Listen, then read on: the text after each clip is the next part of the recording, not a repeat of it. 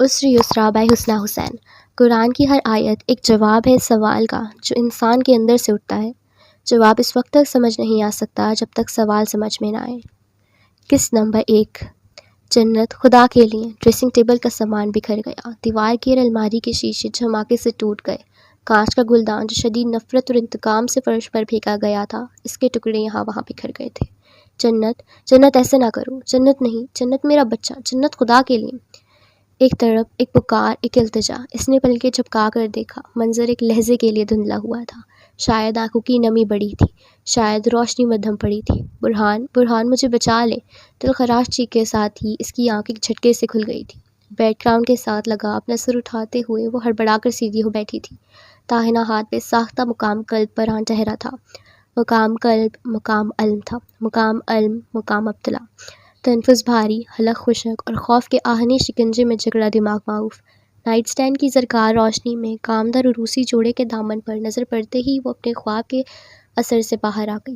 بے ساختہ سر اٹھا کر اس نے مدہوش نگاہوں سے اطراف میں دیکھا۔ سفید اور سیاہ رنگ کی تھیم میں خوبصورت اور نفاست سے سجے وسیع و عریض بیڈ روم میں وہ جہازی سائز بیڈ پر گولڈن برائڈل ڈریس میں ملبوس بیٹھی تھی۔ یہ گھر اس کا نہیں تھا، یہ کمرہ بھی اس کا نہیں تھا۔ سیکنڈ کے 1000ویں حصے میں چند گھنٹے پہلے نکاح اور پھر رخصتی کا منظر اس کی آنکھوں کے سامنے لہرا گیا۔ خشک لبوں کو تر کرتے ہوئے عروسی جوڑے کا دامن اپنے ہاتھوں میں سنبھال کر وہ بیڈ سے اتر گئی۔ چوڑیاں خنک اٹھیں، بندیاں متحرک ہوئیں، سونے کے نفیس حفیظے اس کی سراہی نما گردن پر آگے پیچھے جھول گئے۔ وہ انسان ہو کر ساکت تھی، لاکھوں کی جیولری بے جان ہو کر متحرک۔ کپکپاتی انگلیوں سے دروازہ کھول کر وہ کچھ خوف، کچھ گھبراہٹ کے ساتھ باہر آ گئی۔ میسٹر بیڈ روم کے دائیں سمت عین سامنے گول زینہ تھا جو نیچے کی طرف جاتا تھا۔ اس زینے کی ابتدائی سیڑھیوں پر وہ اسے بیٹھا دکھائی دے گیا تھا۔ جنت کی دھڑکن ایک لمحے کے لیے جیسے تھم سی گئی تھی۔ سر گرا ہوا، کندھے جھکے ہوئے اور مٹھیاں سختی سے بچھی ہوئیں جیسے وہ ضبط کے آخری مراحل سے گزر رہا ہو۔ دوران سفر اس کا موڈ خوشگوار نہیں تھا۔ وہ جانتی تھی نکاح کے وقت بھی اس کے تیور ٹھیک نہیں تھے، وہ یہ بھی جانتی تھی۔ بڑے عجیب ہیں یہ فارس بھائی، صدرہ نے خاص طور پر نوٹس کیا تھا۔ نکاح کے پیپر پر ایسے سائن کر رہے تھے جیسے کچھ کہتے کہتے وہ یکایک خاموش ہو گئی تھی، جیسے اس نے گہری پلکوں کی جھالر اٹھا کر اسے دیکھا تھا، جیسے کچھ نہیں۔ لبوں پر مسکراہٹ سجا کر اس نے بات ادھوری چھوڑ دی تھی، اور وہ ادھوری بات جیسے اب مکمل ہونے کو تھی۔ خود پر تاری جمود کو توڑتے ہوئے وہ ایک جھٹکے سے اٹھ کر اس کی طرف مڑا تھا، اس کی تیکھی گہری آنکھوں میں غیظ و غضب کا بڑھتا ہوا تاثر جنت بنت کمال کی ریڑھ کی ہڈی میں سنسناہٹ دوڑا گیا۔ تم نے ابھی تک چینج نہیں کیا؟ بھاری گمبھیر آواز، پتھریلا سخت لہجہ۔ لہنگے کا فال سنبھالے جنت کی مخروطی انگلیوں کی گرفت اتنی مضبوط ہوئی کہ موتی اور نگینے ہتھیلیوں میں چبھنے لگے۔ یہ ایک کاغذی رشتہ ہے جنت کمال، یہ صرف کاغذ تک محدود رہے گا۔ ایک ایک لفظ نفرت سے ادا کرتے ہوئے اس کے اور اپنے مابین چند قدموں کے فاصلے کو اس نے ایک ہی لمحے میں پاٹ لیا تھا۔ کاغذی رشتہ، وہ پھٹی پھٹی آنکھوں سے اسے دیکھ کر رہ گئی تھی۔ ممی کو ایک بہو چاہیے تھی، صرف ایک بہو۔ بازو سے پکڑ کر خاصے جارخانہ انداز میں سے راستے سے ہٹایا گیا تھا۔ یہاں صرف بہو بن کر رہو، بیوی بن کر میرے سر پہ مسلط ہونے کی کوشش بھولے سے بھی مت کرنا، ورنہ بہت برا کروں گا میں۔ آنکھوں میں سختی سے دیکھتے ہوئے اس نے انگلی اٹھا کر دھمکی دی تھی۔ پھر اسی سرعت سے وہ کمرے میں چلا گیا تھا۔ صدمے سے معاف ہوتے دماغ کے ساتھ جنت نے مڑ کر اسے بے یقینی سے دیکھا تھا۔ وہ جو بہت عزت اور مان سے اسے رخصت کر کے اپنے گھر لایا تھا، وہ اب کچھ نفرت اور حقارت سے بیڈ پر بکھری گلاب کی پتیوں کو ہٹا رہا تھا، پھول بیلوں کو نوچ کھسوٹ کر پھینک رہا تھا۔ تازہ گلاب کے بکے تو اس نے فرش پر دے مارے تھے۔ وہ مشتعل تھا، اس کا بس نہیں چل رہا تھا کمرے کی ایک ایک چیز تہس نہس کر دے، آگ لگا دے، سب تباہ کر دے۔ جنت کی شہد آنکھوں میں ارمانوں کا خون رچ گیا، کپکپاتے لبوں پر سکوت ٹھہر گیا۔ وہ سراپا حزن بنی آنکھوں میں حیرت، صدمہ اور بے یقینی لیے اسے دیکھ کر رہ گئی تھی۔ مغربی دیوار پر وکٹورین طرز کا ایک آئینہ ایستادہ تھا، وہ جو اس کا عکس اب خود میں سمائے پوشیدہ حقیقت کو اس کے چہرے پر لے آیا تھا۔ حقیقت سچائی کا روپ دھاری ایک بد دعا تھی جس کے پیچھے یہاں تک چلی آئی تھی، یہاں تک۔ گھر چھوڑنے سے، شہر بدلنے سے، نئے رشتے بنانے سے اس کا نصیب نہیں بدلا تھا۔ نفرت اور دھتکار اب بھی اس کا مقدر رہی تھی، لعنت پھٹکار اب بھی اس کا نصیب ٹھہری تھی۔ Get lost! دانت پیس کر، مٹھیاں بھینچ کر اس نے حکم دیا تھا، مگر وہ پھترائی ہوئی کھڑی تھی، ذرا سا ارتاش بھی اس کے وجود میں پیدا نہیں ہوا تھا۔ I said get lost! Damn it! اب کی بار وہ حلق کے بل دھاڑا تھا۔ بھاری کامدار لباس کا پھیلا ہوا گھیرا دودھیائی ہتھیلیوں میں سنبھالے وہ بے اختیار پیچھے ہٹ گئی تھی۔ دروازہ عین اس کے منہ پہ بند ہوا تھا۔ کھٹک کی آواز کے ساتھ مقفل بھی ہوا۔ ایک ایک کر کے خوشگمانی کے تمام دیے بجھ گئے، ایک ایک کر کے امیدیں خاک ہو گئیں۔ ہمیشہ اچھا سوچنا، سب اچھا ہوگا، اس نے اچھا سوچا تھا مگر اچھا نہ ہوا تھا۔ ہر عسر کے ساتھ یسرا ہے، اور اس کے آگے پیچھے، دائیں بائیں، اوپر نیچے، ہر طرف عسر ہی عسر، مشکل ہی مشکل، آزمائش ہی آزمائش، محرومی ہی محرومی، سزا ہی سزا۔ وہ الٹے قدم پیچھے ہوتی گئی، یہاں تک کہ دیوار سے جا لگی۔ راہداری کے ایک سرے پر سیڑھیاں تھیں تو دوسرے سرے پر چھوٹا سا لاؤنج، جس کی دیوار گیر کھڑکیوں سے پورا چاند نظر آ رہا تھا۔ تم نے ماہین کے ساتھ جو کیا ہے جنت، خدا تمہیں اس کی وہ سزا دے گا جو تم ساری عمر یاد رکھو گی۔ سسکیاں سینے میں مچل گئیں، آنسو آنکھ پلکوں پر لرز گئے۔ ساری زندگی تم نے امی کو دکھ دیے ہیں، ساری عمر تم ان کے لیے عذاب بنی رہی ہو۔ سینے میں درد اٹھا، تنفس بھاری ہونے لگا، نگاہ بند دروازے پر ٹھہر گئی۔ ایسی بیٹیوں کو پیدا ہوتے ہی مر جانا چاہیے۔ لفظ نشتر تھے، روح گھائل ہوئی تھی۔ وہ مشکل قدم اٹھاتے اس نے لاؤنج کا رخ کیا تھا۔ پوری تاریخوں کے منور چاند کے سامنے وہ بے نور کرسٹل فانوس کے نیچے جا بیٹھی تھی۔ اب وہ ایک ایک کر کے پنیں نکال رہی تھی۔ شور اب بھی تھا، آوازیں اب بھی گونج رہی تھیں۔ وہ سر سے دوپٹہ اتار کر اپنے ہیئر اسٹائل کے بل کھولنے لگی۔ ہیئر اسپرے سے بال اکڑے ہوئے تھے، بمشکل سیدھے ہو پائے۔ اس نے پھر کانوں کے اویزے اتارے، گلے کو نیکلس کی گرفت سے آزاد کیا، بندیاں اتار کر میز پہ رکھیں۔ انہیں مت اتارو جنت، ابھی جی بھر کر دیکھنے دو مجھے۔ حلق میں بھرتی گلٹی کو بمشکل نیچے اتارتے اس نے لب بھیج کر خیالات کو جھٹکنا چاہا، افکار کو بھٹکانا چاہا، مگر ناکام رہی۔ آج کی رات کچھ بھی اس کے ذہن سے محو ہونے والا نہیں تھا۔ رہ رہ کر ایک ایک پل، ایک ایک لمحہ، ایک ایک ساتھ یاد آ رہی تھی اسے۔ خدا تمہیں اس کی وہ سزا دے گا جو تم ساری عمر یاد رکھو گی۔ سزا؟ اس کی پلکوں کی دیواروں میں شگاف ڈالتے چند آنسو اس کے گالوں پر لڑک گئے۔ یہ بھی برہان کا احسان ہے کہ اس نے تم پر کیس نہیں کیا، ورنہ سوچو وہ کیا کیا کر سکتا تھا۔ ہاں تم سوچو، اب تم سوچو، آج تم سوچو۔ کمرے کی ہر ایک شے آواز بن گئی، قلب و جان کو ازار کر گئی۔ بد دعا، بد دعا۔ کھڑکیوں سے سرد ہوائیں سرسرا کر گزر گئیں۔ سزا، جزا، لان میں آسٹر اور آکٹاٹس کے بے شمار پھولوں سے ہوتی ہوئی صدائیں بیرونی دیوار کے اس پار سڑک پر جھکے امتلاس کے درخت پر ٹھہر گئیں۔ حلق میں ابھرتی گلٹی کو بمشکل نیچے اتارے جنت نے گھٹنوں پر سر رکھ دیا۔ آج کی رات ایک مشکل رات تھی، اس کے لیے اور اس کے لیے بھی جو بند کمرے میں اپنا سر تھامے خاموش بیٹھا تھا۔ دیوار گیر کھڑکیوں سے جھانکتے سورج کی کرنیں اس کے چہرے پر پڑیں تو اس نے کسمسا کر آنکھیں کھول دی تھیں۔ آفتاب کا نور اس کے اندر نہیں گیا تھا۔ غاروں کی طرح کچھ تاریکیاں اس کے وجود کا بھی حصہ تھیں۔ اٹھ کر بیٹھتے ہوئے اس نے شانوں پر آگے پیچھے بکھرے شہد رنگ کے بالوں کو سمیٹ کر داہنے کندھے پر ڈال دیا تھا۔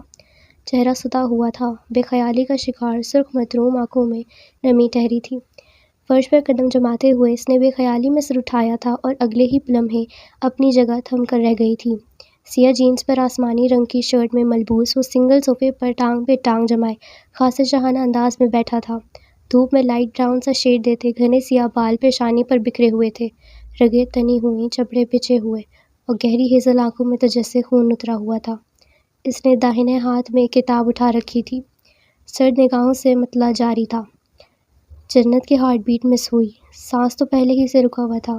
اس کے وہم و گمان میں بھی نہیں تھا کہ اس طرح اتنے سویرے وہ اس کے سامنے بیٹھا ہوگا۔ وہ تاخیر سے بیدار ہونے پہ ذرا خود شرمندہ ہو گئی تھی۔ کل رات جو کچھ ہوا اس کی بھنک ممی کو نہیں پڑھنی چاہیے۔ کتاب بند ہو چکی تھی، بالکل دروازے کی طرح۔ اب وہ اٹھ کھڑا ہوا تھا، بے پرواہی سے جیبوں میں ہاتھ ڈالے جانے کے لیے مڑ گیا تھا۔ جنت نے بے ساختہ نگاہ اٹھائی تھی۔ فارس وجدان شرازی انٹرپرائزز کا CEO، دراز قامت، چوڑے شانے اور ورزشی جسامت کا مالک، ایک خوبصورت نوجوان جو گول زینے اترتا اب نظروں سے اوجھل ہو چکا تھا، مگر اس کے قدموں کی آہٹ تھی کہ راہداری میں ہی ٹھہر گئی تھی۔ بند دروازے کی آواز بھی وہیں کہیں بھٹک رہی تھی۔ تلخ رویہ، سخت لہجہ اور نکاح کی حیثیت کی وضاحت کرتے بے رحم الفاظ متحرک ہوئے تھے، پلٹ پلٹ کر اس پر وار کرنے لگے تھے۔ وہ ساکت و سامت اپنے ٹوٹے بکھرے سے وجود سے لاپرواہ، کچھ خوف، کچھ بے چارگی اور کچھ الجھن سے نصیب و قسمت کی ان بھول بھلیوں کو دیکھنے لگی تھی جو ہر بار ہمیشہ اس کے ایک ہی مقام پر لے آتی تھیں۔ وہ مقام جس کا تعین کئی برس پہلے تپتی ہوئی ایک دوپہر میں ہوا تھا، وہ مقام جو آگ کی طرح تھا، سلگا سلگا کر راکھ کرتا تھا، پھر خاک کر دیتا تھا۔ وہ پیروں تلے روندی جانے والی اسی مٹی سے ایک بار پھر جنم لیتی تھی، ہر بار اس امید کے ساتھ کہ اب کچھ مختلف ہوگا، ہر بار اس یقین کے ساتھ کہ اب وہ قبولی جائے گی، مگر ہر بار وہی ہوتا جس کی توقع نہ ہوتی، ہر بار وہی ملتا جس کی چاہت نہ ہوتی۔ ایک مدھم سی مسکان اس کے سختی سے بچے لبوں کو نرم کر گئی، پھر وہ ہنس دی، یوں ہی اچانک، بلا وجہ، بلا سبب۔ وجدان ہاؤس کے در و دیوار میں اس کی ہنسی کی جھنکار یوں گونجی جیسے کوئی ضبط کرتے کرتے اچانک رو پڑا ہو۔ نکاح اور رخصتی جتنی سادگی سے ہوئی تھی، ولیمے کی تقریب اتنے ہی شاندار طریقے سے منعقد کی گئی تھی۔ دولہے کے ہمراہ جب وہ اسٹیج پر آئی تو ہر ایک کی نگاہ میں ستائش ٹھہر گئی تھی۔ فارس وجدان اگر اپنی وجاہتوں میں بے مثال تھا تو جنت بنت کمال بھی اپنی پراعتماد شخصیت اور پرکشش نقوش کے باعث باکمال نظر آ رہی تھی۔ اس کی شہد رنگ آنکھیں، روشن اور کومل چہرہ منور تھا، گلاب کی نرم پنکھڑیوں جیسے، لب پر مدھم سا تبسم ٹھہرا تھا۔ اس کے تاثرات مصنوعی نہ لگتے تھے، نہ ہی انداز میں بناوٹ نظر آتی تھی۔ یوں لگتا تھا جیسے اسے واقعتاً محبت کرنے والا رفیق حیات مل گیا ہو، رفیق حیات بھی ایسا جو اپنی آن بان میں شہزادوں جیسا ہو، نام کی طرح میدان حیات کا کوئی شہ سوار نظر آتا ہو، مگر وہ شہ سوار شریک حیات بن کر زبان کی دودھاری تلوار سے احساسات اور جذبات کو قتل کرنے والا بھی ہو تو؟ اس کا ذہن پھر سے بھٹکا تھا، سوچ و خیالات پھر سے منتشر ہوئے تھے، اور اس نے ایک بار پھر وائٹ لچ پر گرفت مضبوط کرتے ہوئے اپنی کیفیت پر قابو پا لیا تھا۔ سفید و سرخ پھولوں سے ڈیکوریٹ کیے گئے خوبصورت ہال میں یہاں وہاں دیکھتے پہلو میں بیٹھے فارس وجدان کے بلیک 3 پیس سوٹ سے اٹھتی مردانہ کلون کی خوشبو محسوس کرتے وہ پلکیں جھپکا جھپکا کر آنکھوں میں ابھرتی نمی کو دبانے کی صحیح کر رہی تھی۔ تم خوش تو ہونا جنت؟ برابر میں بیٹھی ساحرہ خالہ نے بہت محبت اور مان سے پوچھا تھا۔ جنت نے گردن موڑ کر انہیں دیکھا۔ وہ جس احساس کے بارے میں استفسار کر رہی تھی وہ اس کے آس پاس، اس کے اندر، اس کے دل میں کہیں بھی نہ تھا، مگر وہ اس بار صحیح معنوں میں ان کے لیے مبہم رہنا چاہتی تھی، راز ہونا چاہتی تھی۔ وہ انہیں اور ان کی فیملی کے ایک ایک فرد کو یہ تاثر دینا چاہتی تھی کہ اسے اپنی جنت مل چکی ہے، سزائیں ختم ہوئیں، وہ جہنم سے باہر آ گئی۔ بہت، اس نے کہا تھا۔ اس کی آواز کھوکھلی تھی، مگر لبوں پر ابھرتی خوبصورت مسکراہٹ ہر اذیت چھپا گئی تھی۔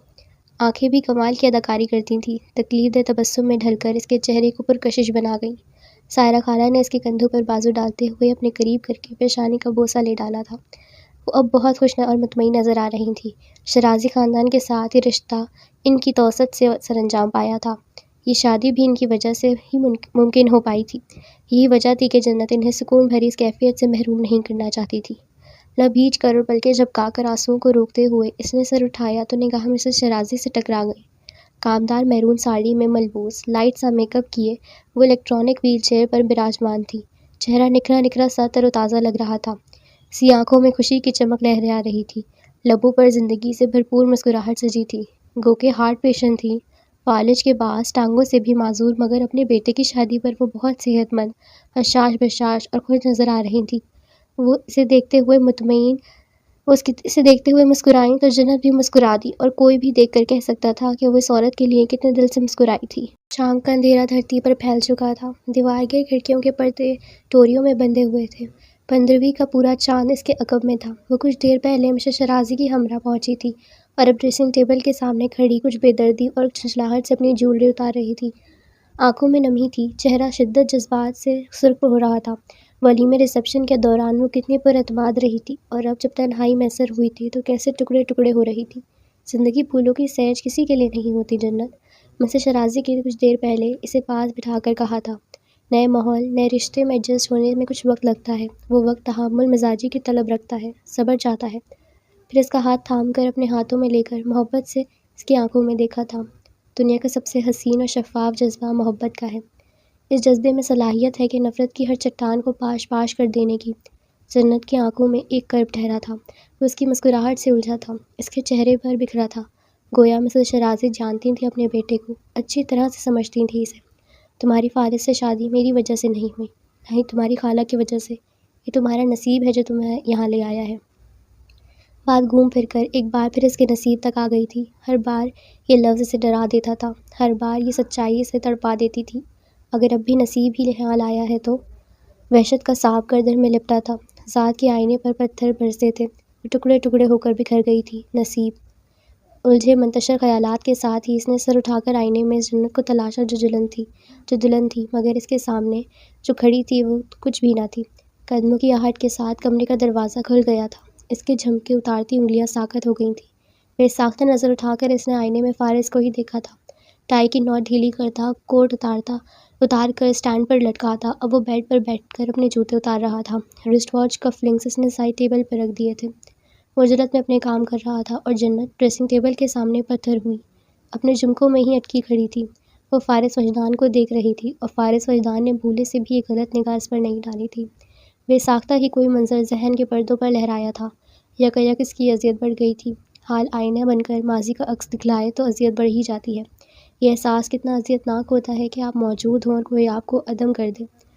آپ مروائی ہو جائیں، نظر ہی نہ آئیں۔ کوئی خیال چوٹ بن کر ذہن میں اترا تھا۔ آنکھیں جل اٹھی تھیں۔ کپڑے بدل کر وہ اٹیچ باتھ روم سے باہر آ گیا تھا۔ سیاہ ٹراؤزر پر سفید رنگ کی ڈھیلی ڈھالی سی شرٹ میں ملبوس وہ اپنے عام سے حلیے میں بہت جاذب نظر آ رہا تھا۔ اپنے اطراف سے یکسر بے نیاز اس نے کمرے کی لائٹس آف کر دیں۔ اب صرف نیلگو بلب ہی تھا جو اندھیرے میں مدھم سی روشنی کا تاثر دے رہا تھا۔ موبائل چارجنگ پر لگائے وہ سونے کے لیے لیٹ چکا تھا۔ خود پر طاری اس جمود کو توڑتے ہوئے جنت نے مڑ کر براہ راست اسے دیکھا۔ اب آئینے کا سہارا درکار نہ تھا۔ یہ تمہارا نصیب ہے جو تمہیں یہاں لے آیا ہے۔ حلق میں ابھرتی گلٹی کو وہ مشکل نیچے اتارتے اس نے اٹیچ باتھ روم کا رخ کیا۔ کپڑے تبدیل کر کے وہ کافی تاخیر سے باہر آئی تھی۔ صوفے پر بیٹھ کر روئی روئی سرخ متروم آنکھوں کے ساتھ کچھ دیر وہ اسے دیکھتی رہی تھی۔ نصیب، سفید شال خود پر پھیلائے وہ سکتے ہوئے صوفے پر نیم دراز ہو گئی۔ کچھ تھکاوٹ کا اثر تھا اور کچھ گزشتہ شب کی بے خوابی تھی کہ آنکھیں بند کرتے ہوئے اسے نیند نے آ لیا تھا، اور ایک بار پھر وہ اس بے رحم رات کے آہنی شکنجوں میں جکڑ گئی تھی جو باوجود کوشش کے کبھی اس کے ذہن سے نکلتی تھی۔ گھر میں داخل ہوتے ہی سائرہ نے سر اٹھا کر اپنے بیٹے کو دیکھا جو نڈھال قدم اٹھاتا ان کے سامنے آ کر رک گیا تھا۔ آنکھیں سرخ و متروم سی تھیں، چہرہ سرخ ہو رہا تھا۔ سدرا ایک نظر بھائی پر ڈالتی تیز تیز قدم اٹھاتی اندر چلی گئی تھی، مگر سائرہ ایسا نہیں کر سکی تھی۔ میں سمجھ رہا تھا اسے سزا مل چکی ہے، مگر اس کی سزا تو جیسے اب شروع ہوئی ہے مما۔ عمار، سائرہ کا لہجہ کاٹ دار ہوا تھا۔ آنکھیں غم و غصے سے پھیلی تھیں۔ جنت کا ولیمہ اٹینڈ کر کے ابھی وہ کچھ دیر پہلے ہی لاہور پہنچی تھیں اور ابھی سے عمار کا یہ رویہ اور باتیں انہیں اشتعال دلا گئے تھے۔ فارس وجدان کی بیوی ہے وہ، شرازی خاندان کی بہو۔ ان کا لہجہ دو ٹوک تھا۔ اس فارس وجدان کو سدرا کا رشتہ کیوں نہیں دیا آپ نے؟ سدرا نے بے ساختہ مڑ کر اپنے بھائی کو دیکھا۔ دیوانہ تھا وہ جنت کے لیے۔ اب اس کی دیوانگی نے جیسے ہر حد پار کر لی تھی۔ اپنے بھی سے اب دشمن نظر آنے لگے تھے۔ مسز شرازی نے فارس کے لیے صرف جنت کا ہاتھ مانگا تھا۔ سائرہ نے تحمل سے ایک بار پھر اپنے بیٹے کو غلط فہمی کی دور کرنے کی کوشش کی تھی۔ وہ اب سمجھا کر تھک گئی تھی اور وہ تھا کہ کچھ سمجھنے کو تیار ہی نہ تھا۔ اگر وہ سدرا کا ہاتھ میں بھی مانگتی تو میں پورے سوگ سے کہہ سکتا ہوں کہ آپ انکار کر دیتی۔ سائرہ نے لب بھیج کر اپنے بیٹے کو دیکھا۔ شاید آپ بھول رہی ہیں کہ اس کے متعلق کس طرح کی خبریں گردش کرتی رہی ہیں۔ وہ صرف افواہ ہی تھیں فارس، ایسا نہیں ہے۔ عمار ہنس دیا۔ اس کی ہنسی بھی طنزیہ تھی، پیشانی مسلتے ہوئے، الجھے بکھرے بالوں میں ہاتھ چلاتے ہوئے وہ جیسے ضبط کے آخری مراحل پر تھا۔ شرازی خاندان کو دھوکہ دے کر آپ کیسے مطمئن ہیں مما؟ میری سمجھ سے باہر ہے۔ عمار، اب کہ انہوں نے سخت پتھریلی نگاہوں سے اسے دیکھا تھا، تمہیں میری بھانجی کے معاملے میں پڑنے کی ضرورت نہیں ہے۔ وہ اب شادی شدہ ہے۔ بٹھا لو یہ بات اپنے دماغ میں کہ وہ اب کسی کی عزت ہے۔ اس نے جو کچھ بھی کیا ہے اسے زیر بحث لانے کی ضرورت نہیں ہے۔ وہ اس کا ماضی تھا۔ میں اس کی پرسنل لائف مسز شرازی کے سامنے کھولنے کا کوئی حق نہیں رکھتی تھی، اور نہ ہی انہوں نے مجھ سے ایسے حوالے میں کچھ سوال پوچھا تھا۔ انہوں نے ایک لمحے کا توقف کرتے ہوئے دوبارہ اس کی آنکھوں میں دیکھا۔ میں نے جو بھی فیصلہ کیا ہے سوچ سمجھ کر کیا ہے۔ تمہارے دماغ میں یہ جو محبت کا چند روزہ بھوت سوار ہے، یہ اترے گا تو تمہیں سب سمجھ میں آ جائے گا۔ ہاں، میں تو جیسے بچہ ہوں، پاگل ہوں، ناسمجھ ہوں۔ سیرلب بڑبڑاتے ہوئے وہ شدید غصے کے عالم میں میز کو ٹھوکر مارتا گھر سے نکل گیا تھا۔ سائرہ بے بسی سے اسے جاتا دیکھ کر رہ گئی تھی۔ صبح جتنی روشن، صاف اور چمکدار تھی، اس کے اندر کی دنیا اتنی ہی تاریک، ویران اور سنسان سی تھی۔ سرخ رنگ کا قدرے ہلکے کام والا نفیس جوڑا زیب تن کیے وہ ڈریسنگ ٹیبل کے سامنے کھڑی کچھ بے دلی سے اپنے بال بنا رہی تھی جب دروازے پر دستک ہوئی تھی۔ کم ان، اس نے ہمت مت جمع کر کے کہا تھا۔ دروازہ کھل گیا۔ ملازمہ سامنے کھڑی تھی۔ بیگم صاحبہ، آپ کا ناشتے پر انتظار کر رہی ہیں۔ میں آ رہی ہوں۔ فریش نظر آنے کے لیے لائٹ سا میک اپ کیے دوپٹہ سلیقے سے سیٹ کر کے وہ نیچے آ گئی تھی۔ ڈائننگ ہال میں مسز شرازی ویل چیئر پر فارس وجدان کے ہمراہ موجود تھیں۔ انہوں نے براؤن رنگ کا سادہ سا لباس زیب تن کر رکھا تھا۔ سفید رنگ کی بڑی سی شال کندھوں پر تھی۔ میک اپ اور جیولری سے آری وہ اس روپ میں بھی اسے بہت اچھی لگ رہی تھیں۔ ان کی آنکھوں بہت نرم سا تاثر دیتی تھیں اور لبوں پر بکھری شفیق اور مہربان سی مسکراہٹ سیدھا دل میں اترتی تھی۔ السلام علیکم۔ مشتر کا سلام کر کے وہ بھی پورا اعتماد کے ساتھ مسز شرازی کے پاس آ گئی تھی۔ انہیں سلام کیا تھا، اس نے دعا بھی لی تھی، اور جب جھکی تو انہوں نے بہت پیار سے اس کی پیشانی کا بوسہ بھی لیا تھا۔ پھر انہوں نے ہاتھ پکڑ کر اسے اپنے برابر میں ہی بٹھا لیا تھا۔ فارس وجدان اس کے عین سامنے جھکے سر کے ساتھ اپنے ٹیبلٹ کی اسکرین پر ہیڈ لائنز دیکھ رہا تھا۔ ناشتہ شروع کر دیا گیا۔ دیسی بدیسی ناشتے کے لوازمات سے سجی ٹیبل سے مختلف ڈشز اٹھا کر مسز شرازی اس کے سامنے رکھنے لگی۔ جنت نے نظریں اٹھا کر فارس کو دیکھا۔ اس کا چہرہ سپاٹ ضرور تھا مگر تاثرات سخت پتھریلے نہ تھے۔ مسز شرازی جب اسے مخاطب ہوتی وہ بہت آرام و تسلی سے مختصر جواب دے کر اپنی نگاہیں ٹیب پر جما لیتا تھا۔ ناشتہ کرتے ہوئے اس نے انداز میں عجلت نمایاں تھی، جیسے وہ جلد از جلد یہاں سے اٹھ کر جانا چاہتا ہو، مگر مسز شرازی اسے ایسا کرنے نہیں دے رہی تھی۔ وہ اسے باتوں میں الجھا رہی تھی، خبروں سے اس کا ذہن بھٹکا رہی تھی۔ تو پھر ہنی مون کے لیے کیا پلان کیا ہے تم دونوں نے؟ انہوں نے باتوں کے دوران اپنا اچانک پوچھا کہ ٹوسٹ پر جیم لگاتے فارس کے ہاتھ ایک دم رک گئے تھے۔ جنت نے سر اٹھایا تو نگاہیں فارس سے دو چار ہوئیں، بس ایک لمحے کے لیے، پھر وہ نظریں جھکا گئی۔ ابھی کچھ سوچا نہیں اس بارے میں، توقع کے برعکس اس نے بہت محتاط انداز میں جواب دیا تھا۔ تو پھر سوچ لو، 1 مہینے کا بریک لو۔ اور فارس نے اپنی ماں کے ہنستے مسکراتے چہرے کو دیکھا۔ اس کی شادی سے وہ کتنی فریش اور صحت مند لگ رہی تھی، جیسے سارے بوجھ ان کے کندھوں سے اتر گئے ہوں، جیسے سارے قرض ادا کر دیے گئے ہوں۔ ہاں، کچھ پلان کرتا ہوں، اس نے جواب دے کر انہیں بھی حیران کر دیا۔ اندر ہی اندر شاید وہ یہ توقع کر رہی تھی کہ وہ ٹال مٹول سے کام لے گا۔ خوش رہو، انہوں نے دعا دی۔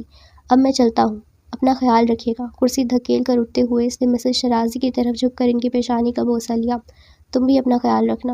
وہ جانے لگا تو مسز شرازی کے ساتھ ساتھ جنت کی نگاہوں نے بھی اس کا تعاقب کیا تھا۔ شادی کے بعد آج اس کا آفس کا پہلا دن ہے، تمہیں اسے سی آف کرنا چاہیے۔ جنت نے کچھ گھبرا کر ان کی طرف دیکھا۔ انہوں نے مسکراتے ہوئے چائے کا کپ اٹھا لیا۔ وہ اٹھ کر باہر آ گئی۔ سامنے ہی سفید پتھروں کی روش پہ وہ کھڑا تھا، رک کر مڑ کر اسے دیکھنے لگا۔ وہ نروس ہو کر رک گئی، آنکھوں میں اضطراب ٹھہر گیا۔ وہ فارس سے 3-4 سٹیپس کی بلندی پر تھی، مگر اس کی آنکھوں کی حقارت امیز تاثر سے جیسے زمین کی تہوں میں اتر رہ گئی۔ نفرت، تحقیر، دھتکار، نظروں کے مفہوم جانتی تھی وہ۔ نفرتوں کی پہچان تھی اسے۔ تبھی اس کا دل کٹا تھا، تبھی آنکھوں میں نمی ہوئی تھی۔ وہ ایک ایسے انسان کے سامنے کھڑی تھی جس کی آنکھوں میں انسیت تو دور کی بات، اس کے لیے عزت بھی نہ تھی۔ آنٹی نے کہا تھا کہ انگلیاں مسلتے ہوئے اس نے اپنی موجودگی کی وضاحت دینی چاہتی کہ کیا؟ اس نے سوالیہ آئیبرو اٹھائی، لہجہ حتی المکان سخت ہی رہا۔ کیا میں نے تم سے یہ نہیں کہا تھا کہ بیوی بن کر میرے سر پہ مسلط ہونے کی کوشش مت کرنا؟ وہ پھنکارا۔ وہ چپ رہی۔ اعتراض و شکوے کا اس کے پاس کوئی حق نہیں تھا۔ اسے تندہی سے دیکھتے فارس نے انگلی اٹھائی۔ لفظ ادا کیے بغیر آنکھوں سے تاثر سے ہی وہ اس پر واضح کر گیا تھا کہ آئندہ وہ اسے اپنے پیچھے صدر دروازے پہ نظر نہ آئے۔ جنت نشلب دانتوں تلے کچلتی اپنی گیلی آنکھوں کے ساتھ یہاں وہاں دیکھنے لگی۔ اسے بہت رونا آ رہا تھا، حالانکہ یہ رویہ، یہ دھتکار اور نفرت، یہ کچھ نیا تو نہ تھا۔ سیاہ شیڈز آنکھوں پہ لگائے وہ اسی وقت جانے کے لیے مڑ گیا۔ سب کر کے اس نے آنسو دبا لیے تھے۔ نئی زندگی کا آغاز بھیانک انجام سے جڑا ہوا تھا۔ خوف کے آہنی شکنجے میں جکڑی ہوئے اسے بے بسی سے دیکھ کر رہ گئی تھی۔ مسز شرازی سے وجدان ہاؤس سے متعارف کرواتے ہوئے نچلی منزل پر ہی ایک ہال نما سے کمرے میں لے آئی تھی، جو دیکھنے میں کسی آرٹسٹ کا اسٹوڈیو لگتا تھا۔ Water colour, oil paint, acrylic, ہر طرح کی پینسلز، مختلف brushes, canvas papers, heavy card stock, پھر اس کے ہر وہ مٹیریل موجود تھا جو ایک آرٹسٹ کو اپنی تخلیق کے لیے درکار ہو سکتا تھا۔ اس نے گھوم کر چاروں طرف دیکھا۔ قدرتی مناظر کے بے پناہ خوبصورت پینٹنگز دیواروں پہ لگی تھیں اور کچھ پیک شدہ حالت میں دیواروں کے پاس ہی رکھی گئی تھیں۔ بیش قیمت پینٹنگز، آرائشی اشیاء، کرسٹل لکڑی اور مٹی سے بنی منفرد مختلف ڈیکوریشن پیس۔ جنت ایک ایک چیز اشتیاق کے عالم میں دیکھ رہی تھی۔ جب ہم یہاں شفٹ ہوئے تو میرے منع کرنے کے باوجود فارس شرازی ہاؤس سے یہ سب لے آیا تھا۔ وہ چاہتا تھا میں اس گھر کو اپنی پینٹنگ سے سجا دوں۔ جنت نے چونک کر ان کی طرف دیکھا۔ الیکٹرانک ویل چیئر پر براجمان وہ اس کے پاس آ کر رک گئی تھی۔ میک اپ سے آری چہرہ نکھرا نکھرا سا لگ رہا تھا۔ آپ آرٹسٹ ہیں؟ یہ سب پینٹنگز؟ وہ حیران ہوئی تھی۔ بس شوقیہ رنگوں سے کھیل لیا کرتی تھی۔ ان کے لبوں پر مدھم سی مسکراہٹ ٹھہر گئی۔ شوقیہ اور کھیل، یہ کسی پروفیشنل آرٹسٹ کا کام ہے آنٹی۔ جنت سراہے بنا نہ رہ سکی۔ کمال کی آرٹسٹ تھی مسز شرازی۔ قدرتی مناظر کو دیکھ کر اصلی تصویروں کا گمان ہو رہا تھا۔ مسز شرازی نے اس کی آنکھوں میں ابھرتے حیرت، تجسس اور اشتیاق کے ملے جلے تاثرات کو بہت غور سے دیکھا تھا۔ ایک وقت تھا جب مجھے لگتا تھا اگر میں پینٹنگ چھوڑ دوں گی تو زندہ نہیں رہوں گی۔ دیوار پر ہنزا کی بلند و بالا پہاڑیوں کی تصویر پر متھر جنت کی انگلیاں ساکت ہو گئیں۔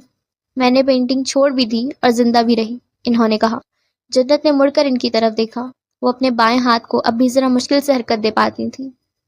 جن سے متعلق ہم یہ گمان کر لیتے ہیں کہ ان کے بغیر نہیں رہ پائیں گے، تو وقت اپنے طور پر ثابت کر دیتا ہے کہ ان کے بنا بھی رہا جا سکتا ہے۔ وہ سن ہوئی تھی اپنی جگہ، بھالا جیسے دل پر لگا تھا۔ وجود ماضی اور حال کے درمیان پینڈولم کی طرح جھولنے لگا تھا۔ اس نے اذیت بھرے احساس کے ساتھ مسز شرازی کو دیکھا۔ ان کی آنکھوں میں بھی کرب کی نمی تھی، مگر لبوں پر ایک زندہ مسکان ٹھہری تھی۔ الیکٹرانک چیئر کو متحرک کرتے ہوئے انہوں نے میز پر رکھا آرائشی قلم اٹھا لیا۔ پاس ہی پتھر پر نصب گھڑی رکھی تھی، لکڑی کا باکس بھی جس کے تختوں پر انتہائی خوبصورت اور نفاست سے پھول تراشے گئے تھے۔ وہ ایک بہترین استاد ہے، محرومیوں کے ساتھ جینا سکھا دیتا ہے۔ حلق میں بڑھتی گلٹی کو وہ مشکل نیچے اتارتے ہوئے اس نے گال پر پھسلتی لٹ کو کان کے پیچھے اڑس کر اطراف میں نگاہ دوڑائی تھی۔ وہ اپنا ذہن بھٹکانا چاہ رہی تھی، مگر ذہن تھا کہ اس ایک لفظ میں الجھ کر رہ گیا تھا۔ پینٹنگ کے ساتھ ہی سامان سے بھرے کارٹون پڑے تھے۔ وہ پنجوں کے بل بیٹھ کر کرسٹل کے گلدانوں کو دیکھنے لگی جن کی چمک آنکھوں کو خیرہ کر رہی تھی۔ پاس ایک اور باکس پڑا تھا، ادھ کھلا ہوا۔ وہ جھک کر اس کارڈ کو دیکھنے لگی جس پر تیسری کلاس کے فارس وجدان کی پہلی پوزیشنز سٹارز اور سٹیکرز کے درمیان جگمگا رہی تھی۔ یہ فارس کا سامان ہے، بچپن سے اس کی عادت ہے اپنی ہر چیز کو سنبھال کر رکھنے کی۔ تم یقین نہیں کرو گی، اس کے کھلونے بھی نیچے ہی کہیں پڑے ہوں گے، صحیح اور سلامت۔ اپنے بیٹے کے لیے مسز شرازی کے لہجے میں محبت ہی محبت تھی۔ جنت نے رزلٹ کارڈ واپس رکھ دیا۔ نیچے ہی پلاسٹک شیٹ پر مرجھائے ہوئے پھولوں کا ڈھیر نظر آ رہا تھا۔ ایک ڈرائنگ پیپر بھی تھا، فولڈ کیا ہوا۔ اس نے کھول کر دیکھا۔ گیٹ ویل سون بچے کی لکھائی میں بڑا بڑا لکھا تھا۔ مسز شرازی نے ڈور کھینچ کر دیوار گیر کھڑکیوں سے پردے ہٹا دیے تھے۔ کمرہ مزید روشن ہوا تو دیوار کے پاس گول میز پر سیدھی رکھی فریم پینٹنگ سے اپنی جانب متوجہ کر گئیں۔ پرفیکٹ، اس کے لبوں سے بے اختیار نکلا تھا۔ مسز شرازی نے اسے مسکرا کر دیکھا۔ سب سے آخر میں زرکار فریم والی بڑی پینٹنگ رکھی تھی۔ بے حد احتیاط سے اسے سیدھا کیے وہ کچھ مبہوت ہو کر دیکھنے لگی تھی۔ وہ قرآن کی ایک آیت تھی جسے سیاہ پینٹنگ پیپر پر قدرتی مناظر کی جھلکیوں میں انتہائی خوبصورتی اور مہارت سے لکھا گیا تھا۔ ان مع العسر یسرا۔ تمام حرف مختلف مناظر خود میں سموئے ہوئے تھے۔ پھول، آسمان، خزاں رسیدہ درخت، خاردار جھاڑیاں اور ہرے بھرے درختوں کے جھنڈ، وسیع سبزہ زار۔ العسر لفظ میں خزاں کا منظر تھا، نوکیلے سیاہ درخت، کانٹے دار خار جھاڑیاں، اور اس سے آگے یسرا، سرسبز پھولوں، ہرے بھرے درختوں اور وسیع سبزہ زار کی جھلک دکھلاتا ہوا۔ مگر یسرا کا الیف مختلف تھا، حجم میں بھی، لکھائی میں بھی۔ حرف الیف آسمانی رنگ کا، آسمان کی ہی طرف اٹھا لہلہاتے بادلوں کی خوبصورت جھلک دکھلا رہا تھا۔ پوری آیت ایک ہی لکھائی، ایک ہی انداز میں تھی، آؤٹ لائن بھی ایک ہی رنگ، مگر الیف جو آسمان کی طرف دکھلاتا تھا وہ سب سے الگ، سب سے نمایاں، سب سے منفرد تھا۔ جنت کافی دیر تک ریئلسٹک انداز میں بنائے گئے ان مناظر کے حروف کے اتار چڑھاؤ اور سیاہ بیک گراؤنڈ پر سنہری روشنی کی طرح ابھرتی اس آیت کو دیکھتی رہی۔ میں بھی یہی چاہتی تھی کہ کوئی اسے دیکھے، پھر دوبارہ دیکھے اور تب تک دیکھتا رہے جب تک اس کا راز نہ پالے۔ راز؟ اس نے چونک کر مسز شرازی کو دیکھا تھا۔ کیا آرٹسٹ بھی اپنی پینٹنگ میں راز چھپاتے ہیں؟ مسز شرازی مسکرا دی۔ وہ راز میرا نہیں، اس آیت کا ہے، اس آیت میں ہی چھپا ہے۔ جنت کی آنکھوں میں غیر مبہم سا تاثر آ کر ٹھہر گیا۔ قرآن کی ہر ایک آیت جواب ہے اس سوال کا جو انسان کے اندر سے اٹھتا ہے۔ جواب اس وقت تک سمجھ نہیں آ سکتا جب تک سوال سمجھ میں نہ آئے، مسز شرازی کہہ رہی تھی۔ اب اس آیت کو دیکھ لو، یہ بھی ایک سوال کا جواب ہے، وہ سوال جو ایک وقت میرے اندر اٹھا تھا اور جو اب کسی وجہ سے تمہارے اندر بھی ہوگا۔ کچھ سوال مختلف ہو سکتے ہیں مگر ان کا جواب ایک ہی ہوتا ہے۔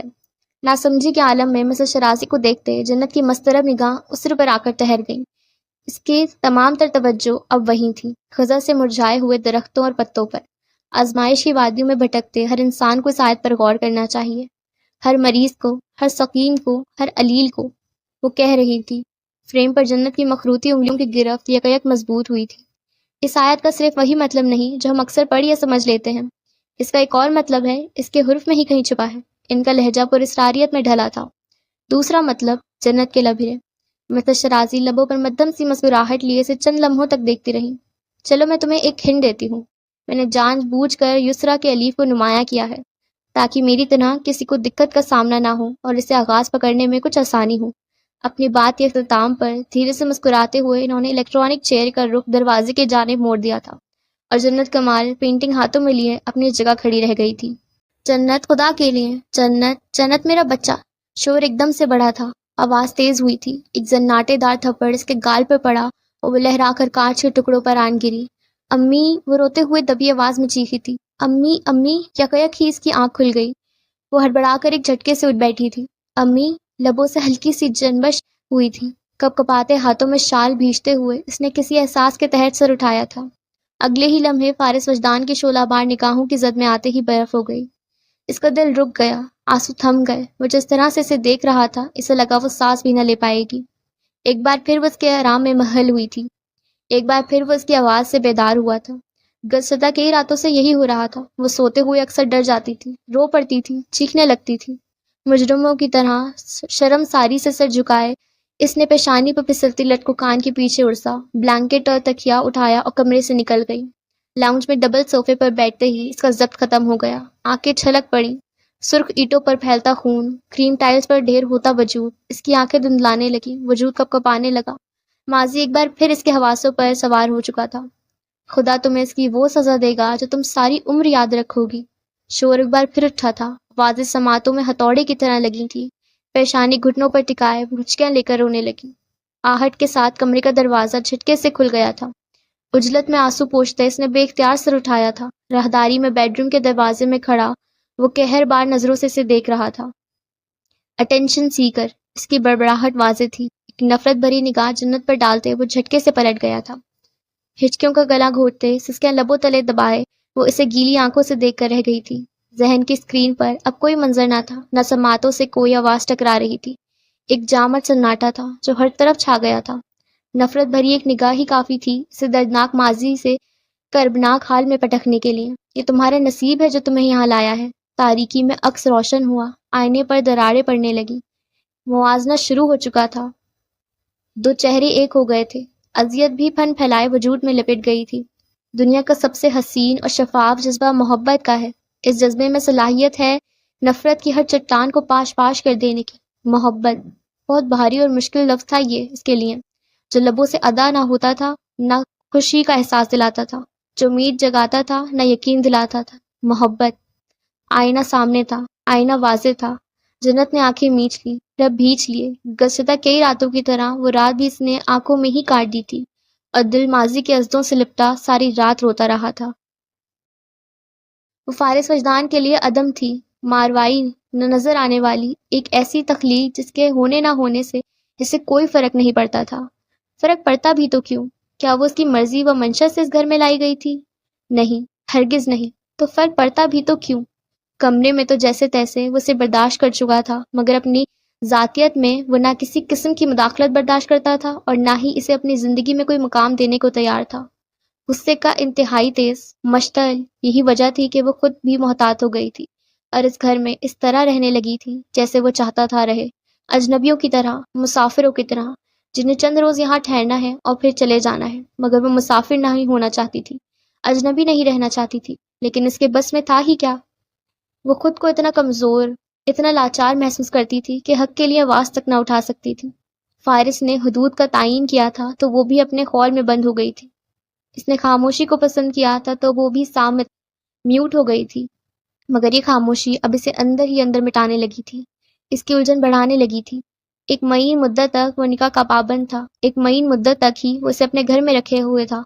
जब वो मुद्दत तमाम होगी, जब वो वजह इख्तिताम होगी, इसके बाद इसके आगे क्या? तलाक का तसव्वुर इसकी रूह खींचने लगता था। कॉन्ट्रैक्ट का ख्याल अजियत बढ़ाने लगता था। मगर वो करती भी तो क्या? नफरत की इस दीवार को ढाती भी तो कैसे? वो तो खुद खाली दामन थी। हालात से लड़ने के लिए तो अब इसके पास एक मुहम सी उम्मीद भी न रही थी। Excuse me. पार्क से वापसी पर वजदान हाउस के बैरोनी गेट से दाखिल होते वो चौंक कर रुक गई थी। मुड़कर देखा तो सामने यजदानी हाउस के मेन गेट पर जीन्स और सफेद टॉप में मलबूस लड़की इसे हाथ से रुकने का इशारा करके उजलत में कदम उठाती इसके पास ही आ गई थी। वह भी सिकड़ कर पहले इसने जन्नत को देखा, सर से पांव तक, फिर वजदान हाउस पर नजर डाली जैसे तसल्ली चाह रही हो कि इसकी आंखों ने हरगिज धोखा नहीं खाया।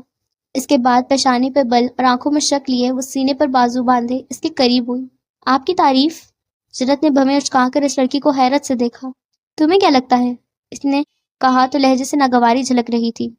फारिस भाई के आगे पीछे परवानों की तरह फिरने वाली लड़कियों में से एक। इसने तमसरा उड़ाया। تو کہ تم بھی ان میں سے ہو؟ جنت نے سوال اٹھایا۔ وہ جلد سی گئی، تب سی گئی، لیکن آگے سے کچھ نہ بولی۔ کون ہو؟ یہاں کیا کر رہی ہو؟ وہی تفتیشی انداز۔ تم کون ہو اور مجھ سے کیوں پوچھ رہی ہو؟ جنت نے اب کے بار ٹھیک ٹھاک اس کی کلاس لینے کی ٹھانی۔ آئمہ ظہیر ہوں میں، فارس وجدان میرے ڈیڈ کا بزنس پارٹنر ہے، شرازی خاندان کے ساتھ ہمارے فیملی ٹرمز ہیں۔ گردن اکڑا کر اس نے تعارف کروایا۔ اور تم؟ رک کر ایک بار پھر سرتا پیر جنت کا جائزہ لیا گیا۔ تم کون ہو؟ جنت نے چند لمحوں تک اسے بےتاثر نگاہوں سے دیکھا، پھر اندر داخل ہو گئی۔ آئمہ ظہیر چونکی، پھر ٹھٹکی۔ اس طرح وہ پہلی بار نظر انداز ہوئی تھی۔ صدمہ گہرا تھا، نکلنے میں چند لمحے لگے، پھر وہ سرپٹ اس کے پیچھے بھاگی، سفید روش پر اس کا راستہ روک کر کھڑی ہو گئی۔ آئی ایم انگیجڈ، اس نے ہاتھ لہرا کر اپنی انگوٹھی جنت کو دکھائی۔ Good to know. ایک بار پھر جنت اسے مکمل نظر انداز کرتی مرکزی دروازے کی جانب بڑھی۔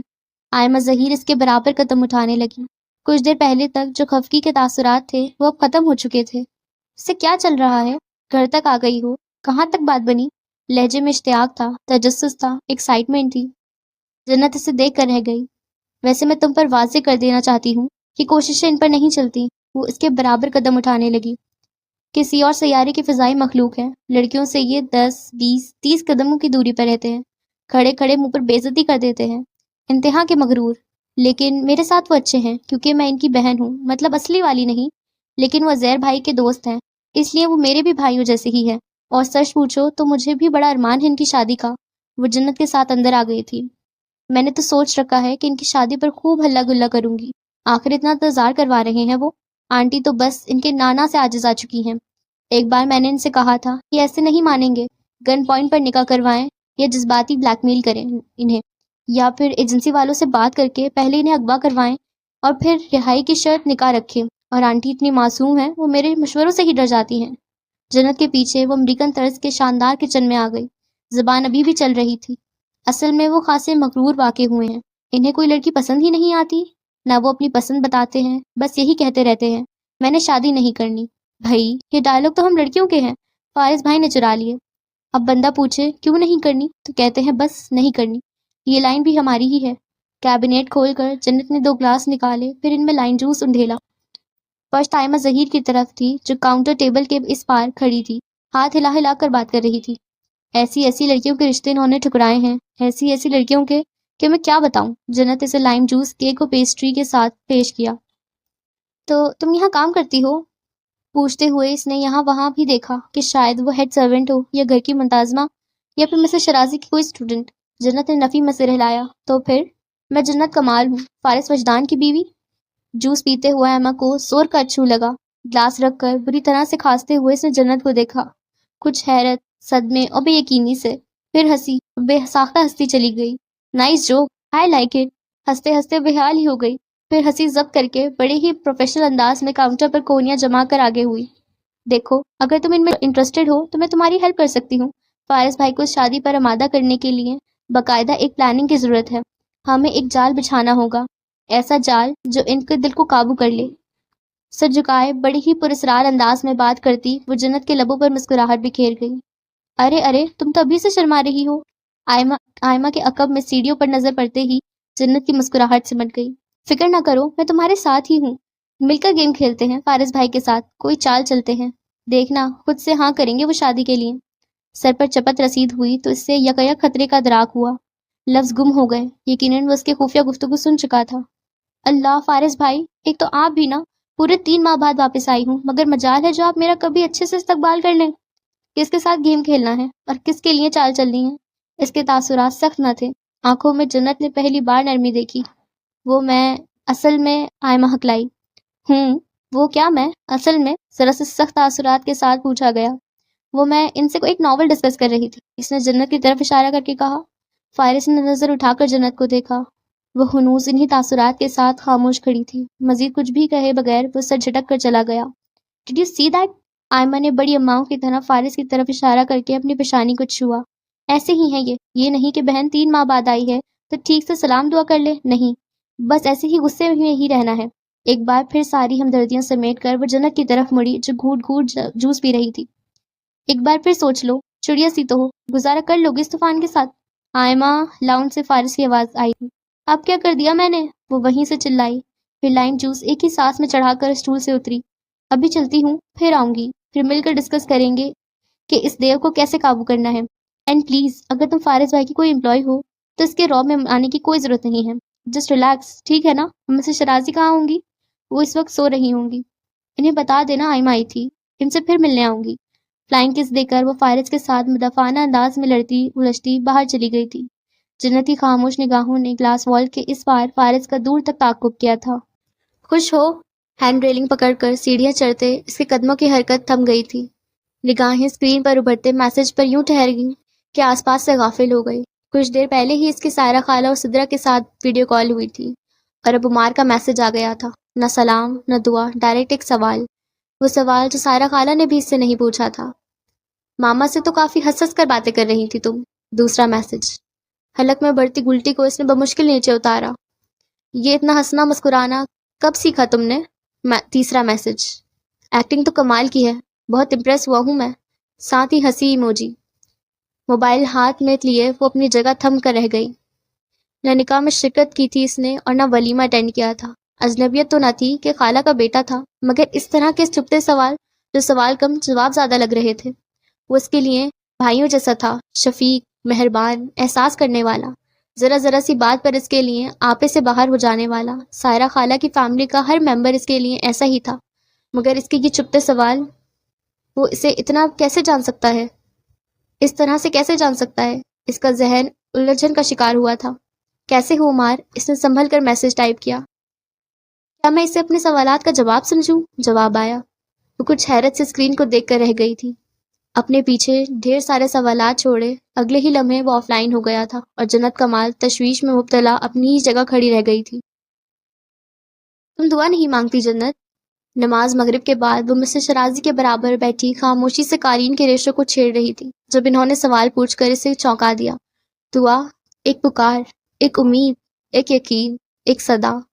معافی تو مانگتی ہوں، وہ کارپیٹ پر انگلی سے لکیریں کھینچتے جھکے سر کے ساتھ آہستگی سے بولی تھی. اور دعا؟ اب کہ جنت نے سر اٹھا کر انہیں دیکھا تھا، کچھ حیرت، کچھ الجھن، کچھ گھبراہٹ سے. مسز شرازی کی مویت میں رہتے ہوئے ایسا کبھی نہیں ہوا تھا کہ اسے اجنبیت یا کسی خوف کا احساس ہوا. وہ ایسی ہی تھی، اتنی ہی شفیق، اتنی ہی مہربان، نرم مزاج، اخلاق حسنہ کی مالک. مگر اب وہ اس سے ایک ایسے راستے کی بابت استفار کر رہی تھی جس کے بارے میں وہ خود بھی ٹھیک سے نہیں جانتی تھی. بھول گئی تھی، وہ چھوڑ دیا تھا سب اس نے.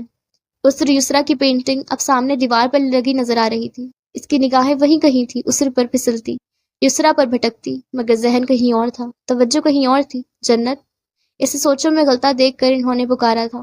کیا مانگوں؟ اسے اپنی آواز بہت دور سے آتی ہوئی محسوس ہوئی تھی. کتنی ہی دیر تک مسز شرازی اس کی خالی آنکھوں میں دیکھتی رہی. کوئی امید، کوئی یقین، یا پھر زندگی کا ہی کوئی رنگ کچھ تو نظر آئے، مگر وہاں کیا تھا؟ ایک مہیب تاریکی، ایک مہیب سناٹا. جو تمہارا دل چاہے، انہوں نے نرمی سے کہا.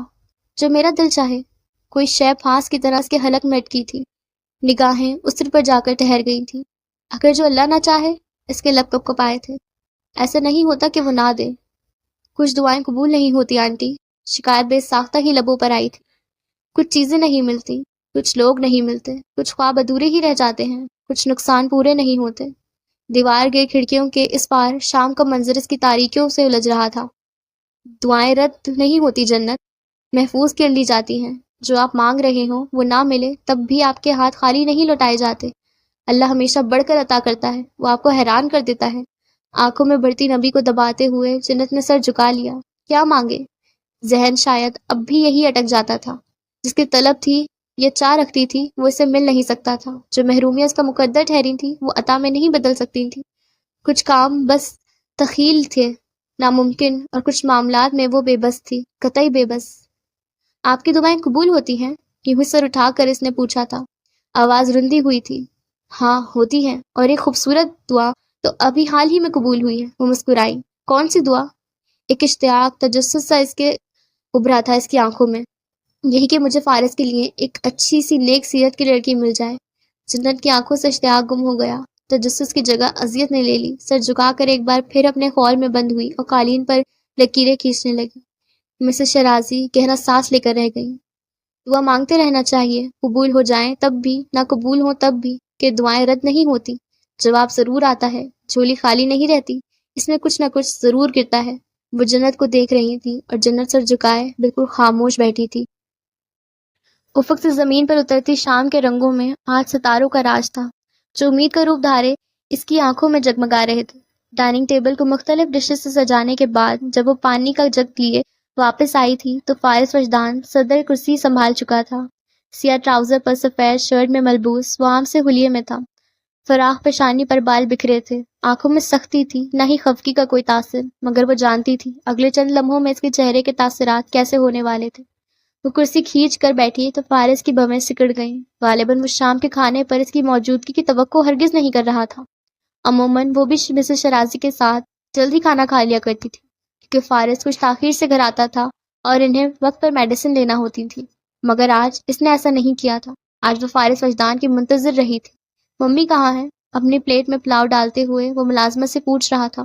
آنکھوں میں اب بے نام سی خفگی لہرا رہی تھی۔ صاحب، وہ اپنے کمرے میں ہے۔ کھانا گل خان نے بنایا ہے؟ اس نے پہلے چمچے کے ساتھ ہی اچانک پوچھا تھا۔ اس کے انداز، رویے اور لہجے سے کچھ خائف ہو کر جنت نے حلق میں ابھرتی گلٹی کو بمشکل نیچے اتارا تھا۔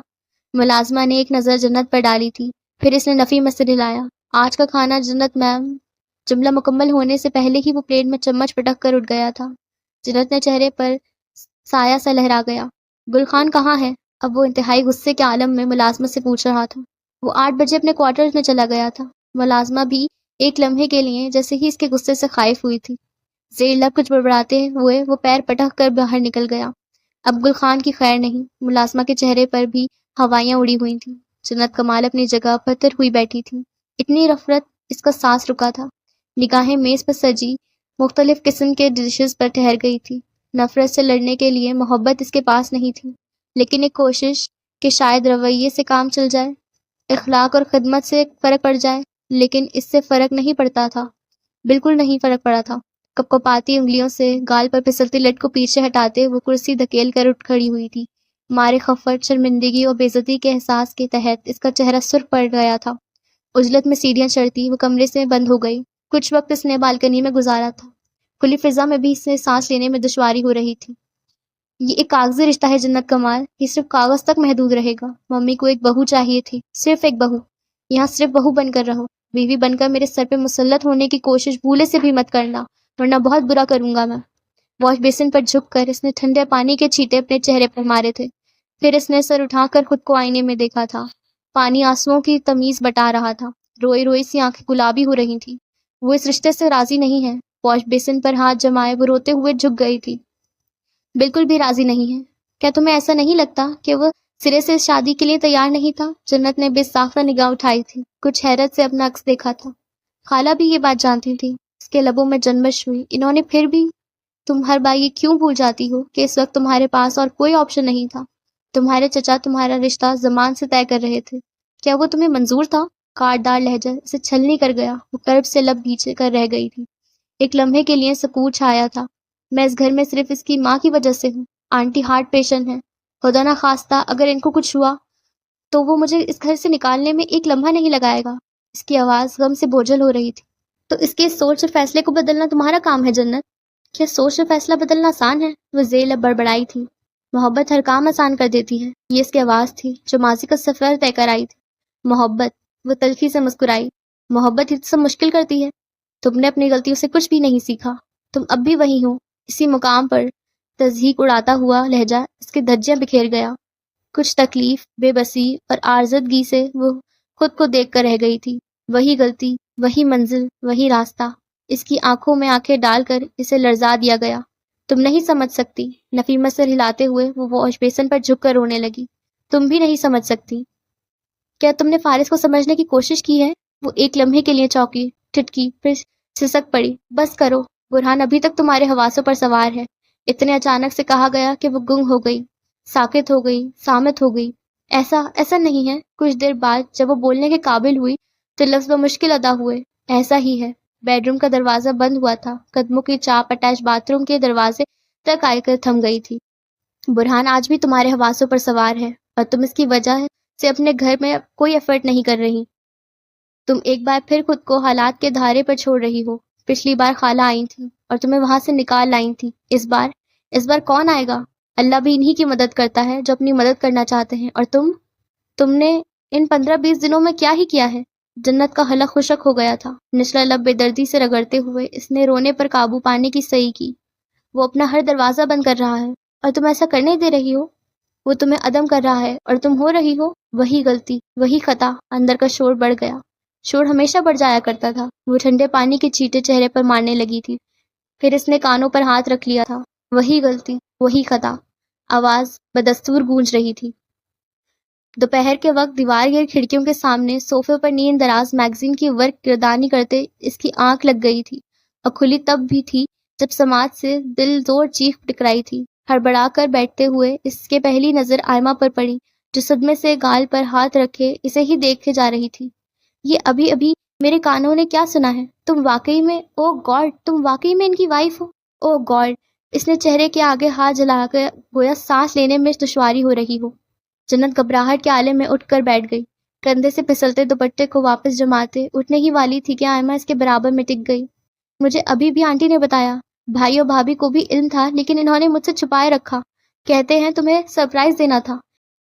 یہ سرپرائز ہے یا گولی؟ سیدھا دل سے گزر گئی۔ مجھے اتنا دکھ ہو رہا ہے، میں نے ان کی شادی مس کر دی۔ ساتھ ہی اس نے اپنی ہتھیلی مس لی۔ آئی کانٹ بلیو اٹ، انہوں نے شادی کر لی؟ گردن موڑ کر اس نے جنت کو دیکھا۔ آخر سب نے میرے ساتھ ایسا کیوں کیا؟ کندھے سے لگ کر اس نے رونا چاہا، پھر سر اٹھائے اسے ایک بار پھر دیکھا۔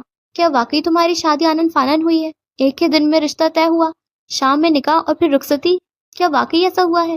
جنت نے پزل ہو کر اس بات میں گردن ہلائی۔ آئمہ نے ایک بار پھر اپنا ہاتھ سینے پر رکھا۔ آنکھوں میں بڑوں کی سی شفقت اتر آئی۔ یعنی تم چند گھنٹے ان کی منگیتر رہی، پھر منکوحہ ہوئی، پھر بیوی؟ اب کی جنت چپ رہی۔ سچ کہتے ہیں اللہ کے فیصلوں کے آگے انسانوں کی نہیں چلتی۔ فارس بھائی جیسے بندے کی شادی ایسے ہی ہو سکتی تھی، آنن فانن۔ نکاح کی تصویر تو ہوگی، ذرا وہی دکھا دو مجھے۔ سائڈ ٹیبل سے موبائل اٹھا کر اس نے تصویر دکھائی۔ اللہ، ماشاء اللہ، کتنی پیاری لگ رہی ہو۔ واقعی فارس بھائی کے ساتھ تم ہی جچ سکتی ہو۔ اور یہ فارس بھائی؟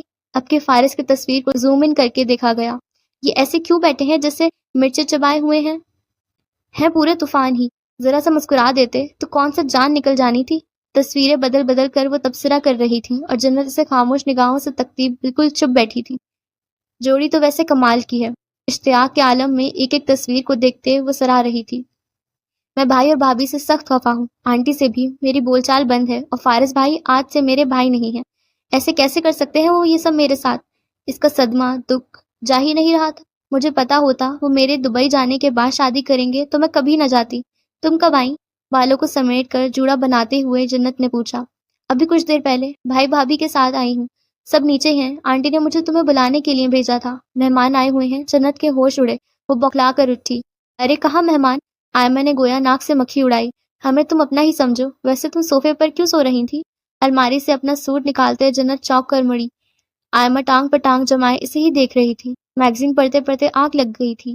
تم جاؤ، میں تیار ہو کر آتی ہوں۔ یہ درست ہے، فارس بھائی اب میرے بھائی نہیں رہے، لیکن تم میری بھابھی ہو۔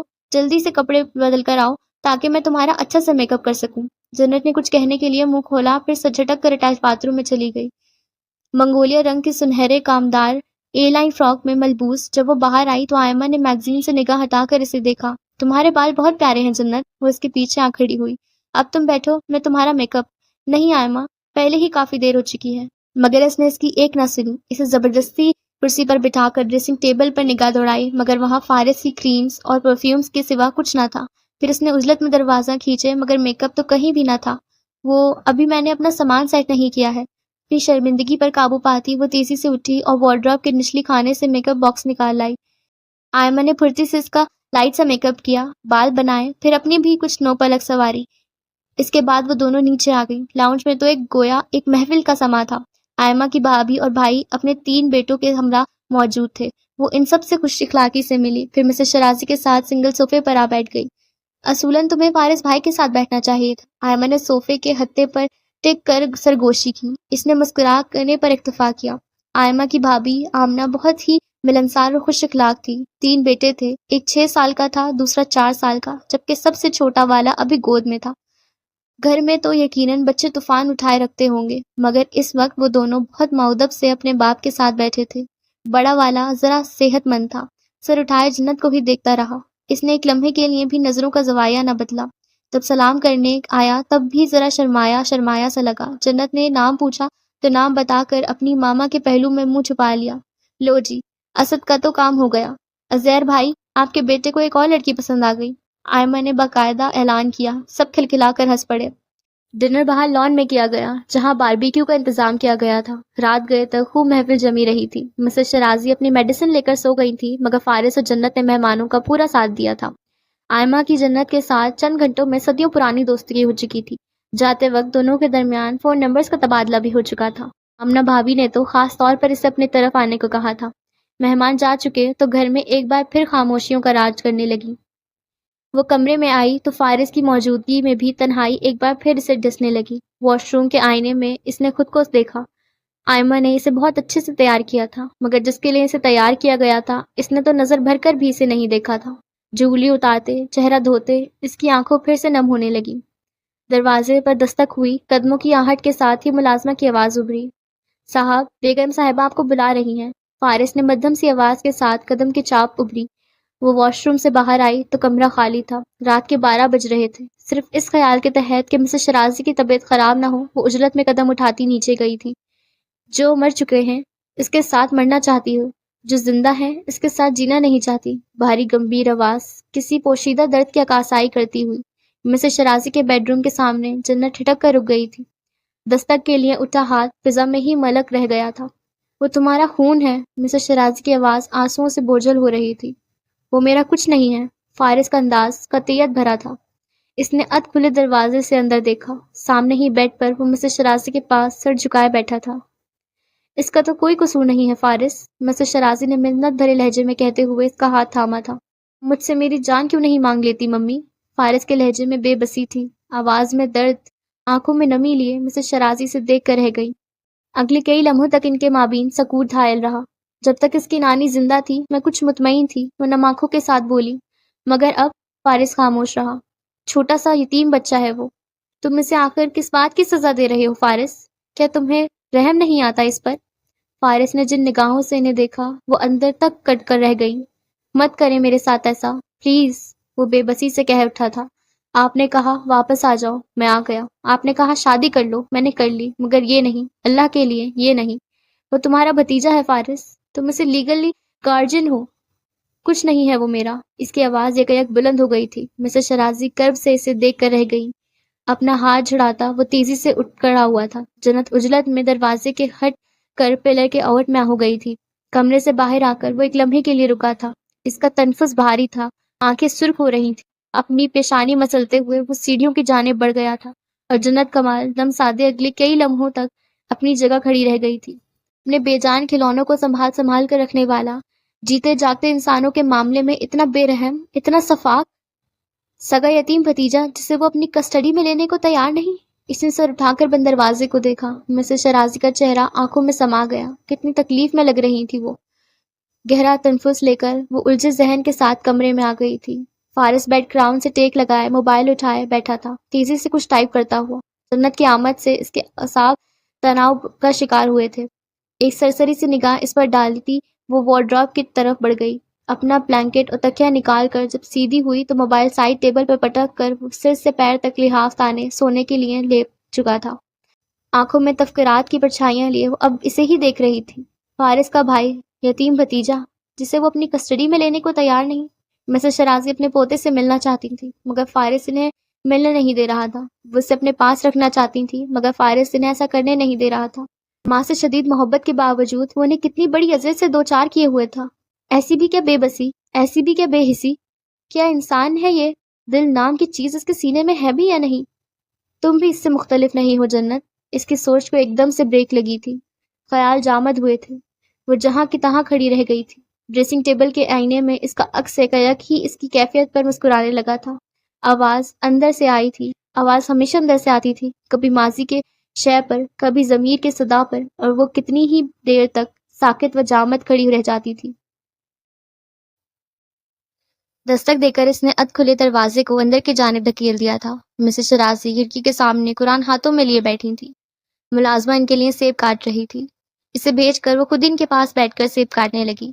گاہے بگاہے ان کی آنکھوں میں بھی دیکھ لیتی۔ گزشدہ شب فارس کے ساتھ ہونے والی تل کلامی کا کوئی تاثر ان کے چہرے پر نہیں تھا۔ ناشتے پر بھی دونوں ماں بیٹا معمول کی طرح بات چیت کرتے رہے تھے، جیسے ان کے مابین کوئی اختلاف رہا تھا، نہ کوئی مسئلہ چل رہا تھا۔ گلاس اتار کر سائڈ ٹیبل پر رکھتے ہوئے انہوں نے قرآن بند کر دیا۔ چند لمحوں تک وہ محبت پاش نظروں سے اسے دیکھتی رہی۔ تمہیں راز ملا جنت؟ کچھ یاد آ جانے پر انہوں نے نرمی سے پوچھا تھا۔ کون سا راز؟ بے ساختہ ہی سوال لبوں پر آیا تھا۔ اسر یسرا کا راز۔ ایک لمحے کو رک کر اس نے مسز شرازی کو دیکھا، پھر آہستگی سے گردن نفی میں ہلا دی۔ راز اتنی آسانی سے منکشف نہیں ہوتے آنٹی۔ ہم جیسے گناہگاروں پر تو شاید بالکل بھی نہیں۔ اگر راز منکشف نہ ہوتے تو کوئی گناہگار تائب نہ ہوتا، کافر مسلمان نہ ہوتا، بھٹکے ہوئے راہ نہ پاتے، مومنین کا خطاب نہ پاتے۔ کافی ٹیبل پر پلیٹ رکھ کر وہ سیدھی ہو بیٹھی تھی، گال پر پھسلتی لٹ کو کان کے پیچھے اڑستے ہوئے اس نے مسز شرازی کو دیکھا۔ لبوں پر مدھم سی مسکراہٹ سجائے وہ صحیح دیکھ رہی تھی۔ غور کرنے کے لیے، تدبیر پانے کے لیے، چھپے ہوئے معنی کو واضح کرنے کے لیے وقت چاہیے، ہمت چاہیے، یقین چاہیے، طلب چاہیے۔ اپنے اندر کے سوال کو سمجھو جنت، یو وانٹ ریگریٹ اٹ۔ انہوں نے سیب کی کاش اٹھا لی تھی۔ جنت خاموش رہی، سر جھکا رہا، انگلیاں مسلتے ہوئے اب وہ کچھ مسترب نظر آ رہی تھی۔ تم نے دعائیں کیوں چھوڑ دیں؟ کئی لمحوں کی خاموشی کے بعد انہوں نے بہت نرمی سے پوچھا تھا، اور جنت نے بھی جواب دینے میں کچھ وقت لیا تھا۔ میں جو مانگتی رہی ہوں، اللہ نے وہ مجھے نہیں دیا۔ اس کی آواز غم سے بوجھل تھی۔ کب تک مانگتی رہی ہوں؟ جنت کو ان کا سوال سمجھ میں نہ آیا۔ سر اٹھا کر اس نے سوالیہ نگاہوں سے انہیں دیکھا۔ کب تک؟ سال، 2 سال، 3 سال، 4 سال، 10 سال، 20 سال یا 100 سال؟ وہ دم سادھے انہیں دیکھ کر رہ گئی۔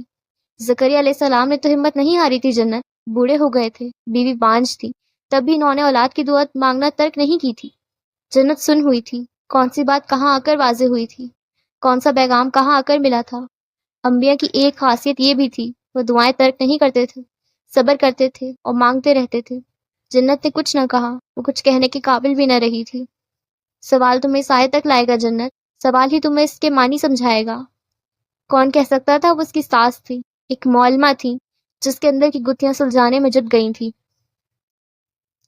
خواب بھیانک تھا، آوازیں تقلید ہے، امی امی امی۔ وہ چیختے ہوئے ایک جھٹکے سے اٹھ کر بیٹھ گئی تھی، سر سے پیر تک پسینے میں شرابور، لرزتا کانپتا وجود اور بھاری تنفس۔ یہ روز روز کا کیا تماشا لگا رکھا ہے تم نے؟ اگلے ہی لمحے وہ اس کے سر پر دھاڑا تھا۔ کچھ خواب کی وحشت تھی اور کچھ فارس کی دہشت، وہ سہم کر رہ گئی۔ جانے وہ اب کیا کہہ رہا تھا، کس بات پر چلا رہا تھا، اسے پتہ نہیں تھا۔ یاد تھا تو بس یہی کہ بازو سے پکڑ کر اس نے اسے کمرے سے باہر کیا تھا۔ ہاں، یاد تھی تو وہ دروازہ بند ہونے کی آواز جو کافی دیر تک اس کے کانوں میں گونجتی رہی تھی۔ وہ ابھی تک اپنے خواب کے اثر میں تھی، لرز رہی تھی، کپکپا رہی تھی، وحشت و بے سکونی کی دلدل میں اترتی جا رہی تھی۔ وہ رات، وہ اس کی زندگی سے نکل کیوں نہیں جاتی؟ ننگے پیر ٹھنڈے فرش پر بیٹھتے ہوئے اس نے اپنے گرد بازو باندھ لیے، سر گھٹنوں پر رکھ لیا۔ جنت نہیں، جنت پلیز، جنت میرا بچہ، مجھے بخش دو اللہ کے لیے۔ اپنے کانوں پر ہاتھ رکھتے ہوئے وہ پھوٹ پھوٹ کر رو دی۔ اس کی ساری برداشت اسی آواز پر ختم ہو جاتی تھی۔ یہی چیخ، یہی پکار اس کی دھجیاں بکھیر دیتی تھی۔ جی چاہتا تھا وہ خود کو نوچ کھسوٹ ڈالے، زخمیوں لہو لہان کر لے۔ ساری زندگی تم نے امی کو دکھ دیے ہیں، ساری زندگی تم ان کے لیے مصیبت بنی رہی ہو جنت، اور اب یہ آوازوں کا سلسلہ شروع ہو گیا تھا۔ امی امی امی، دروازہ کھولیں۔ وہ آواز باختہ ہو کر دروازہ بجانے لگی۔ فارس، دروازہ کھولو پلیز۔ راہداری کا ملگجا اندھیرا روشنی میں بدل گیا تھا۔ مارچ کی وہ شب اپنی تمام تاریکیوں کے ساتھ اس کے دماغ میں حلول کر گئی تھی۔ پلیز دروازہ کھولو فارس، خدا کے لیے، وہ گڑ گڑائی۔ بی بی جی، ماہین بی بی کی طبیعت خراب ہو گئی ہے۔ گاڑی کا ہارن کہیں دور سے بجا تھا۔ فارس، اس کی ہچکیاں بن گئی۔ وہ دروازے پر زور زور سے ہاتھ مارنے لگی، مگر دروازہ نہیں کھلا تھا، اس رات بھی نہیں کھلا تھا۔ ماہین، برہان واصف کی دوسری بیوی، وہ دروازے سے گھسٹ کر نیچے بیٹھ گئی۔ اس نے اپنے منہ پر ہاتھ رکھ لیا تھا۔ اپنی چیخوں کا گلا وہ بس ایسے ہی گھونٹ سکتی تھی۔ تمام مناظر فلم کی طرح دماغ کی اسکرین پر چلنے لگے۔ وہ ہانپتی کانپتی شدت سے روتی اسٹڈی روم میں بند ہو گئی۔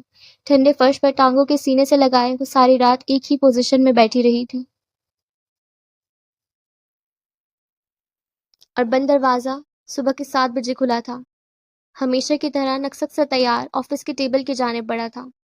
جنت دروازے کی بائیں طرف فرش پر گھٹنے سینے سے لگائے بیٹھی تھی، سر اٹھائے صرف و متروم آنکھوں سے اسے اب دیکھنے لگی تھی۔ یہ کاغذی رشتہ ہے، کاغذ تک محدود رہے گا۔ اطراف سے اکثر بے نیازی برتتے ہوئے اس نے لیپ ٹاپ کیس میں لیپ ٹاپ رکھا، اپنی فائل اٹھائی، کچھ ضروری ڈاکیومنٹس اور پرنٹ آؤٹس کا سرسری جائزہ لیا اور پھر اسے مکمل طور پر نظر انداز کرتا اسٹڈی سے چلا گیا۔ یہ احساس کتنا اذیت ناک ہوتا ہے کہ آپ موجود ہو اور کوئی آپ کو عدم کر دے، آپ ماورائی ہو جائیں، نظر ہی نہ آئیں۔ آنسو بہت پہلے خشک ہو چکے تھے، وہ اب رو نہیں رہی تھی، عادتاً اپنے داہنے ہاتھ کی کلائی بائیں ہاتھ میں مضبوطی سے تھامے پتھر ہوئی بیٹھی تھی۔ ٹوٹا ہوا انسان یا تو سانس کی طرح ساکن ہو جاتا ہے یا سمندر کی لہروں کی طرح سرکش۔ کس قدر کوشش سے اٹھ کر وہ کھڑی ہوئی تھی، الجھے بکھرے بالوں کو سمیٹ کر اسٹڈی سے باہر آ گئی۔ اس کا رخ بیڈ روم کی طرف تھا۔ کچھ ہی دیر میں وہ واش بیسن پر جھکی ہوئی تھی، پھر وہ ڈریسنگ ٹیبل کے سامنے کھڑی اپنے بال بنا رہی تھی۔ فریش ہو کر نیچے آئی تو ڈائننگ ہال میں مسز شرازی اور فارس موجود تھے۔ اس کی روئی روئی سی آنکھیں سوجی ہوئی اور متروم لگ رہی تھیں، مگر چہرے پر بشاشت تھی، لبوں پر مسکراہٹ۔ ایک ایکٹنگ فارس کر رہا تھا، ایک وہ کر رہی تھی، دونوں کمال کے اداکار تھے۔ وہ تمہیں آدم کر رہا ہے اور تم اسے ایسا کرنے دے رہی ہو؟ اس نے فارس کو دیکھا، اس کا چہرہ ہر طرح کے تاثر سے عاری تھا۔ کوئی انسان اتنا بے حس، اتنا بے رحم کیسے ہو سکتا ہے؟ جب کوئی اپنے لیے بھی خود بے رحم اور شفاق ہو جائے تو اسے دوسروں کی شفاقت پر سوال نہیں اٹھانا چاہیے۔ وہی آواز۔ حلق میں ابھرتے آنسوؤں کے پھندے کو نیچے اتارتے ہوئے وہ پلیٹ پر جھک گئی۔ چھری کانٹے کی مدد سے چیز آملیٹ کھاتے ہوئے اس کی انگلیاں کپ کپا رہی تھیں۔ وہ فارس کو دیکھنا نہیں چاہتی تھی، مگر نگاہیں تھیں کہ بار بار اس کے سکون اور مطمئن چہرے کی طرف اٹھ جاتی تھیں۔ وہ اپنے یتیم بھتیجے کو اپنی سرپرستی میں لینے کو تیار نہ تھا، وہ اسے اپنی زندگی میں کوئی مقام دینے کو آمادہ نہ تھا۔ ایسے انسان سے محبت تو دور کی بات، رحم کی امید بھی نہیں رکھی جا سکتی تھی، اور وہ توقع کر رہی تھی کہ اس کا دل نرم ہو جائے۔ وہ اسے صرف اور صرف برداشت کر رہا تھا، اور جنت اس کی برداشت میں گنجائش دیکھ رہی تھی۔ پچھلی بار خالہ آئی تھی، اس بار کوئی نہیں آئے گا، اس بار تمہاری کوئی مدد نہیں کر سکے گا۔ اس نے چائے کے گھونٹ کے ساتھ کئی آنسو اپنے اندر اتار لیے تھے۔ ناشتے کے بعد وہ مسز شرازی کے ساتھ لان میں آ گئی۔ لان چیئرز پر ان کے سامنے وہ دھوپ میں بیٹھی تو وہ اسے بغور دیکھنے لگی۔ تم ساری رات روتی رہی ہو؟ انہوں نے اتنے اچانک سے پوچھا کہ لمحے بھر کے لیے وہ کمزور پڑ گئی۔ آنکھوں کے کنارے نم ہوئے، ہونٹ کپ کپا کر رہ گئے۔ دل چاہا سب کچھ ان کے کوش گزار کر دے، مگر نہیں، اصل میں سر درد کی وجہ سے ٹھیک سے سو نہیں پائی۔ نیند پوری نہ ہوئی تو میری آنکھیں ایسی ہو جاتی ہیں۔ مسز شرازی نے اس کی وضاحتی جواب کی خاموشی سے سنا، پھر وہ سامنے امتلاس کے ان درختوں کو دیکھنے لگی جو بیرونی دیواروں پر جھکے ہوئے تھے۔ معمول کے برعکس وہ کچھ خاموش سی تھی۔ فارس تمہارے ساتھ کیسا ہے؟ چند روز قبل انہوں نے پوچھا تھا، آج دوبارہ پوچھ رہی تھی۔ چند روز قبل آنکھوں میں جھانک کر پوچھا تھا، آج آنکھیں چرا کر پوچھ رہی تھی۔ بہت اچھا ہے، ہمیشہ کی طرح اس کی مسکراہٹ آنکھوں تک نہیں پہنچی تھی۔ اس نے ابھی تک فارس کے جارحانہ رویے کی بھنک انہیں نہیں پڑنے دی تھی۔ وہ ہارٹ پیشنٹ تھی، بیمار رہتی تھی، اسے احساس تھا۔ یہی وجہ تھی کہ ان کے سامنے فارس بھی کسی حد تک محتاط ہو جاتا تھا، اور کوئی بھی ایسی حرکت نہیں کرتا تھا جس سے یہ ظاہر ہو کہ ان کا تعلق کسی نوعیت کا ہے۔ آپ کی طبیعت ٹھیک ہے؟ جنت کو تشویش ہوئی تھی۔ انہوں نے اس کی طرف دیکھا، پھر ہنس دی۔ جانے انہیں ہنسی کی بات کس بات پر آئی تھی، مگر اس ہنسی میں بھی ایک بے بسی تھی۔ ہاں میں ٹھیک ہوں، پھر جنت کے گال پر ہاتھ رکھ کر محبت سے بولی، تمہاری طرح میں بھی ٹھیک سے سو نہیں پائی۔ جنت نم آنکھوں سے انہیں دیکھ کر رہ گئی۔ دونوں کا اپنا ایک درد تھا، اور دونوں ہی ایک دوسرے سے چھپانا چاہ رہی تھی۔ جنت نے گہنا سانس لے کر ایک کتاب کھول لی تھی۔ خالی اذہانی کیفیت میں وہ اب مطلوبہ صفحہ تلاش کر رہی تھی۔ جو انسان اپنے یتیم بھتیجے کے لیے بے رحم ہو، وہ اس کے لیے رحم دل کیسے ہو سکتا ہے؟ جو نکاح جیسے مضبوط رشتے کا مذاق بنا دے، اس انسان سے وہ کسی اچھائی کی امید رکھ بھی کیسے سکتی ہے؟ اس نے سر اٹھا کر مسز شرازی کو دیکھا، وہ کھوئی کھوئی سی بیٹھی تھی، نگاہیں دور کہیں بھٹک رہی تھی، چہرہ کسی پوشیدہ درد کی عکاسی کر رہا تھا۔ تم ایک بار پھر خود کو حالات کے دھارے پر چھوڑ رہی ہو جنت، تم ایک بار پھر وہی غلطی دہرا رہی ہو۔ کتاب پر اس کی انگلیوں کی گرفت یک مضبوط ہوئی تھی۔ ٹوٹا ہوا انسان یا تو سانس کی طرح ساکن ہوتا ہے یا پھر سمندر کی لہروں کی طرح سرکش، نانا اکثر کہا کرتے تھے، مگر جو ساکن ہوتا ہے اسے سرکش ہونے میں دیر نہیں لگتی۔ یہ بات اب وہ فارس وجدان کو بتانے والی تھی۔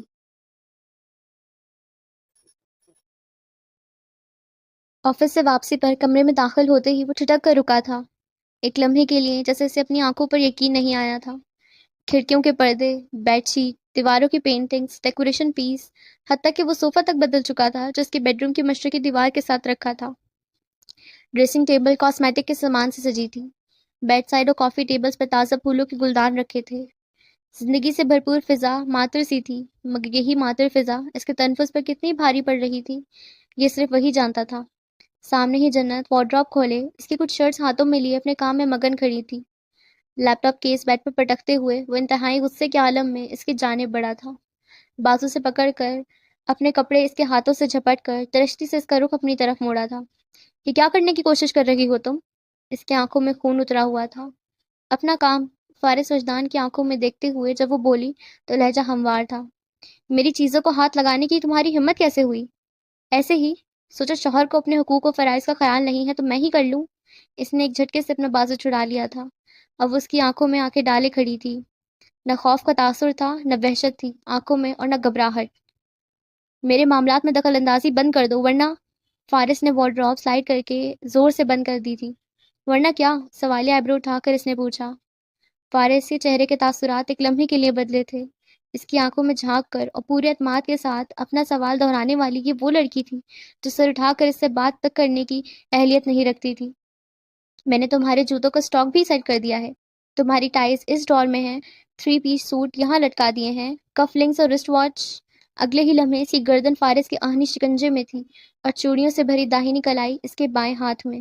جنت کا دماغ بھگ سے اڑا، وہ اس حملے کے لیے ہرگز تیار نہیں تھی۔ ہاں تو کیا کہہ رہی تھی آپ؟ اس کی سخت پتھریلی آواز اور آنکھوں کا تاثرات جنت کی ریڑھ کی ہڈی میں سنسناہٹ دوڑا گیا۔ چھوڑو مجھے۔ اس کا دم گھٹنے لگا، سانس رکنے لگا۔ ذرا دوبارہ کہیے، میں نے سنا نہیں۔ فارس کی گرفت بڑی تھی، کلائی پر بھی، گردن پر بھی۔ اسے لگا وہ بس مرنے کو ہے۔ ہو کون تم؟ اوقات کیا ہے تمہاری؟ جنت کا چہرہ تکلیف کی شدت سے سرخ ہو گیا، آنکھیں بھر آئیں اور سانس تو جیسے اسے آ ہی نہیں رہا تھا۔ آخری بار۔ اسی خوف سے پہلی آنکھوں کو اپنی آنکھوں کے فوکس میں لیتے ہوئے وہ گھرایا۔ آخری بار تمہاری اس غلطی کو نظر انداز کر رہا ہوں۔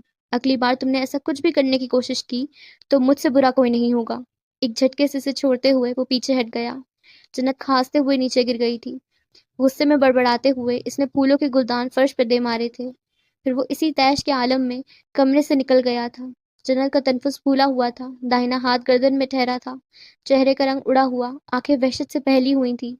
کچھ ہی دیر میں ملازمہ اندر آئی گئی تھی، ذرا گھبرائی ہوئی سی، عجلت میں صفائی کرنے لگی تھی۔ اس نے بھولے سے بھی جنت کی طرف نہیں دیکھا تھا، نہ ہی بات کرنے کی کوشش کی تھی۔ آرڈر سخت تھے، فارس کے ملازم سے فارس کی سنتے تھے۔ انتہائی کوشش سے اٹھ کر وہ سیدھا ٹیرس پر چلی آئی تھی۔ بادلوں بھری شام، کچھ اداس، کچھ ویران سی تھی۔ دور کہیں بجلی چمکی تھی، بادل بھی گرجے تھے۔ ریلنگ پر جھک کر اس نے خود پر قابو پانے کی صحیح کی تھی، آنکھوں میں بھرتی نمی کو پلکیں جھپکا کر روکا تھا۔ وہ آج رونا نہیں چاہتی تھی، تنہائی میں بھی نہیں۔ اگر وہ پہلی چوٹ پر ہی خود کو زمین بوس ہونے سے نہ بچا پاتی تو پھر کبھی نہیں اٹھ پائے گی۔ اگر آج بھی وہ خوف میں آ گئی تو کچھ بھی بدل نہیں پائے گی۔ اسے ہمت نہیں ہارنی تھی، حوصلہ نہیں چھوڑنا تھا۔ ایک بار پھر اپنے جذبات پر قابو پاتے ہوئے اس نے سرخ پڑتی آنکھوں کی بے دردی سے رگڑ ڈالا تھا، سسکیوں کو دبا لیا تھا، اذیت کو چھپا لیا تھا، اور تبھی کسی احساس کے تحت اس نے اپنی چوڑیوں بھری کلائی کو چھوا تھا۔ تیز ہواؤں کے ساتھ بارش کی پہلی بوند اس کے پیشانے پر گری۔ اس نے سر اٹھا کر آسمان کو دیکھا۔ طلوع آفتاب سے پہلے رات کتنی تاریک ہوتی ہے، اور طوفان سے پہلے خاموشی کتنی مہیب لگتی ہے۔ کچھ لوگ اپنی کشتیاں خود جلا دیتے ہیں، کچھ کی جلا دی جاتی ہیں۔ جن کی جلا دی جائیں انہیں کیا کرنا چاہیے؟ انہیں زیادہ ہمت، زیادہ صبر، زیادہ قوت دکھانی چاہیے۔ بارش شروع ہو چکی تھی۔ زیادہ ہمت، زیادہ صبر، زیادہ قوت۔ وہ ٹیرس کی سیڑھیاں اتر کر اپنے کمرے کی طرف جانے لگی۔ اپنی اسٹڈی سے باہر نکلتا فارس بھی اسی طرف آ رہا تھا۔ بیڈ روم کے سامنے ایک لمحے کے لیے رک کر اس نے فارس کو دیکھا، پھر اندر داخل ہوتے ہی دروازہ زور سے بند کر دیا، عین اس کے منہ پر۔ فارس کا دماغ بھگ سے اڑا، وہ اس کی جرأت پر شاکڈ ہو گیا تھا۔ شدت سے دھڑکتے دل اور پھولے تنفس کے ساتھ وہ دبے قدم پیچھے ہٹ گئی تھی، مٹیاں سختی سے پیچھے، اب سر اٹھائے کھڑی تھی۔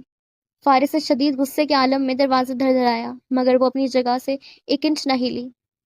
اب وہ اپنے کسی ملازم پر برس رہا تھا۔ جنت تکیہ اور بلینکٹ اٹھائے صوفے کی جانب بڑھ گئی۔ کچھ ہی دیر میں دروازہ کھل گیا تھا۔ یہ کیا بدتمیزی ہے؟ آندھی طوفان کی طرح اس کے سر پر پہنچ کر دہاڑا تھا۔ تم کرو تو حق ہے، میں کروں تو بدتمیزی؟ وہ مڑ کر اسے دیکھنے لگی۔ فارس شعلہ بار نگاہیں اسی پر جمائے کھڑا رہا تھا۔ بادل کچھ شدت سے گرجے تھے، بجلی بھی چمکی تھی، دیوار گیر کھڑکیوں پر بارش کے قطرے اب کچھ زیادہ ہی روانی سے گرنے لگے تھے۔ خیر لکی ہو تم، چابی ہے تمہارے پاس۔ جن کے پاس نہیں ہوتی، انہیں پھر کسی دھتکارے ہوئے انسان کی طرح کسی تاریک کمرے کے ٹھنڈے فرش پر رات گزارنی پڑتی ہے۔ سر اٹھائے، اس کی آنکھوں میں دیکھتے ہوئے وہ جس انداز و لہجے میں اس سے بات کر رہی تھی وہ کچھ بھی تھا مگر نرم نہیں تھا۔ لفظ جیسے مشتعل تھے، آگ پکڑے ہوئے، ضبط کے مراحل سے گزر کر تحمل سے ادا کیے ہوئے۔ میں تمہیں وارن کر رہا ہوں، وارن میں تمہیں کر رہی ہوں۔ انگلی اٹھا کر اس نے فارس کی بات درستی سے کاٹ دی تھی۔ مٹیاں سختی سے بھیچے، لب باہم پیوست کیے فارس برداشت کے انتہا پر کھڑا تھا۔ آخری بار میں تمہاری اس غلطی کو نظر انداز کر رہی ہوں۔ اگلی بار تم نے ایسا کوئی بھی سین کریٹ کیا یا مجھے اپنے معاملات سے دور رکھنے کی کوشش کی تو میں خاموش نہیں رہوں گی۔ میں آنٹی کو سچ مچ اس نکاح کی حیثیت سے آگاہ کر دوں گی جو تمہارے نزدیک فقط ایک کانٹریکٹ ہے۔ اس نے سخت لہجے اور صاف لفظوں میں اس پر اپنے ارادے واضح کر دیے تھے۔ میں انہیں بتاؤں گی تم ان کی موت کا انتظار کر رہے ہو تاکہ مجھ سے جان چھڑا سکو۔ جسٹ شٹ آپ، وہ حلق کے بل دہاڑا۔ کیوں؟ کیا تم ایسا نہیں چاہتے؟ میں اس گھر میں آنٹی کی وجہ سے ہوں۔ کیا تم نے مجھ سے یہ نہیں کہا یہ نکاح صرف کاغذ تک محدود رہے گا؟ ہاں؟ دوسری طرف خاموشی تھی۔ یہ آخری وارننگ ہے، میں بتا رہی ہوں، میں خاموش نہیں رہوں گی۔ صوفے پر دراز ہوتے اس نے بلینکٹ اپنے وجود پر پھیلا لیا۔ دوبارہ اس نے فارس وجدان کو دیکھنے کی کوشش نہیں کی تھی۔ جنت کمال اپنے ارادوں میں کتنی سنجیدہ ہے، اس کا اندازہ فارس وجدان کو اگلے ہی دن ہو گیا تھا جب مسز شرازی نے سے جنت کو شاپنگ پر لے جانے کا کہا تھا۔ کتنی ہی دیر تک تو وہ صدمے کی کیفیت میں کھڑا رہا تھا۔ میٹنگ، کاروبار اور کمپنی سے متعلق جیسے بہانے اس کے کسی کام نہیں آ سکتے تھے کہ آج چھٹی کا دن تھا، اور چھٹی کا دن وہ زیادہ تر مسز شرازی کے ہمراہ گھر پر گزارتا تھا۔ اس نے خوخار نگاہوں سے جنت کو دیکھا جو رائل بلو ڈریس میں اس کے ساتھ شاپنگ پر جانے کے لیے تیار کھڑی تھی۔ مسکراہٹ تو مسز شرازی کے سامنے وہ ہمیشہ لبوں پر سجائے رکھتی تھی، مگر آج فارس وجدان کو اس کے لبوں کا مستبسم اپنا مذاق اڑاتا ہوا محسوس ہوا تھا۔ آنکھوں میں تصدیق نظر آئی، انداز طنزیہ لگا، مگر وہ ضبط کر گیا۔ اسے اب ضبط ہی کرنا تھا، مزید کوئی بدمزگی وہ نہیں چاہتا تھا، نہ ہی وہ چاہتا تھا کہ وہ مزید باغیانہ انداز اپنا لے۔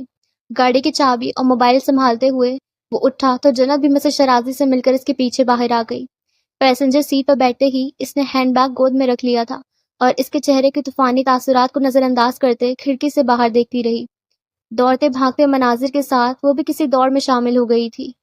لب بھیچے، دانت پیستے اور اسٹیئرنگ وہیل پر خطرناک حد تک گرفت مضبوط کیے وہ خود پر قابو پانے کی کوشش کر رہا تھا، اور نہ اس کا جی چاہ رہا تھا وہ رفتار بڑھائے اور گاڑی کسی ٹرک میں دے مارے، خود بھی مر جائے اور اس جنت کو بھی مار ڈالے۔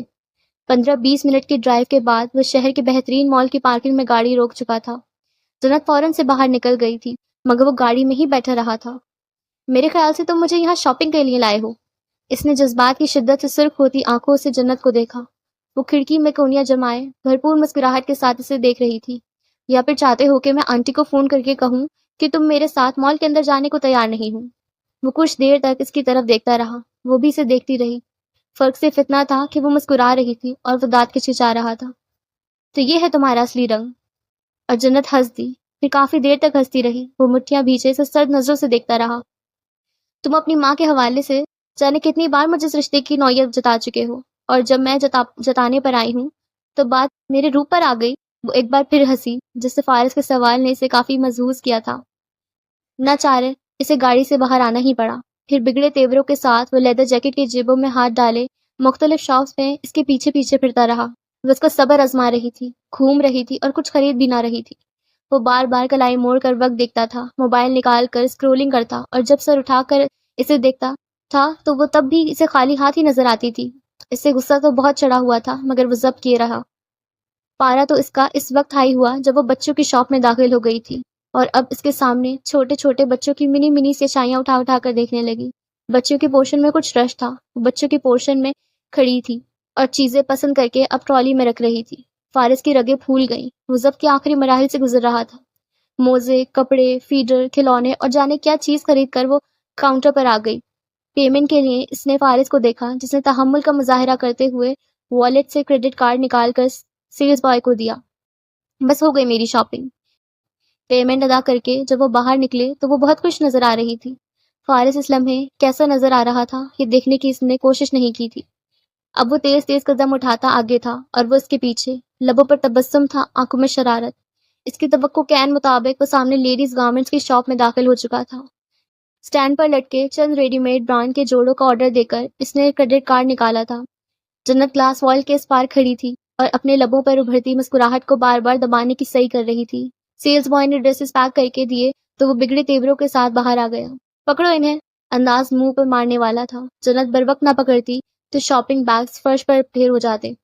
اس کی کیا ضرورت تھی فارس؟ اس نے بڑے لاڈ سے پوچھا۔ ضرورت تو تھی، فارس نے دانت کچکچائے۔ ظاہر ہے گھر پہنچتے ہی ممی نے اس سے شاپنگ سے متعلق پوچھنا تھا اور جنت نے بچوں کے کپڑے دکھانے تھے، اور شاید تب ہی جولری شاپ سے نکلتی جینس اور ٹاپ میں ملبوس ایک اسٹائلش سی لڑکی ٹھٹک کر رک گئی تھی۔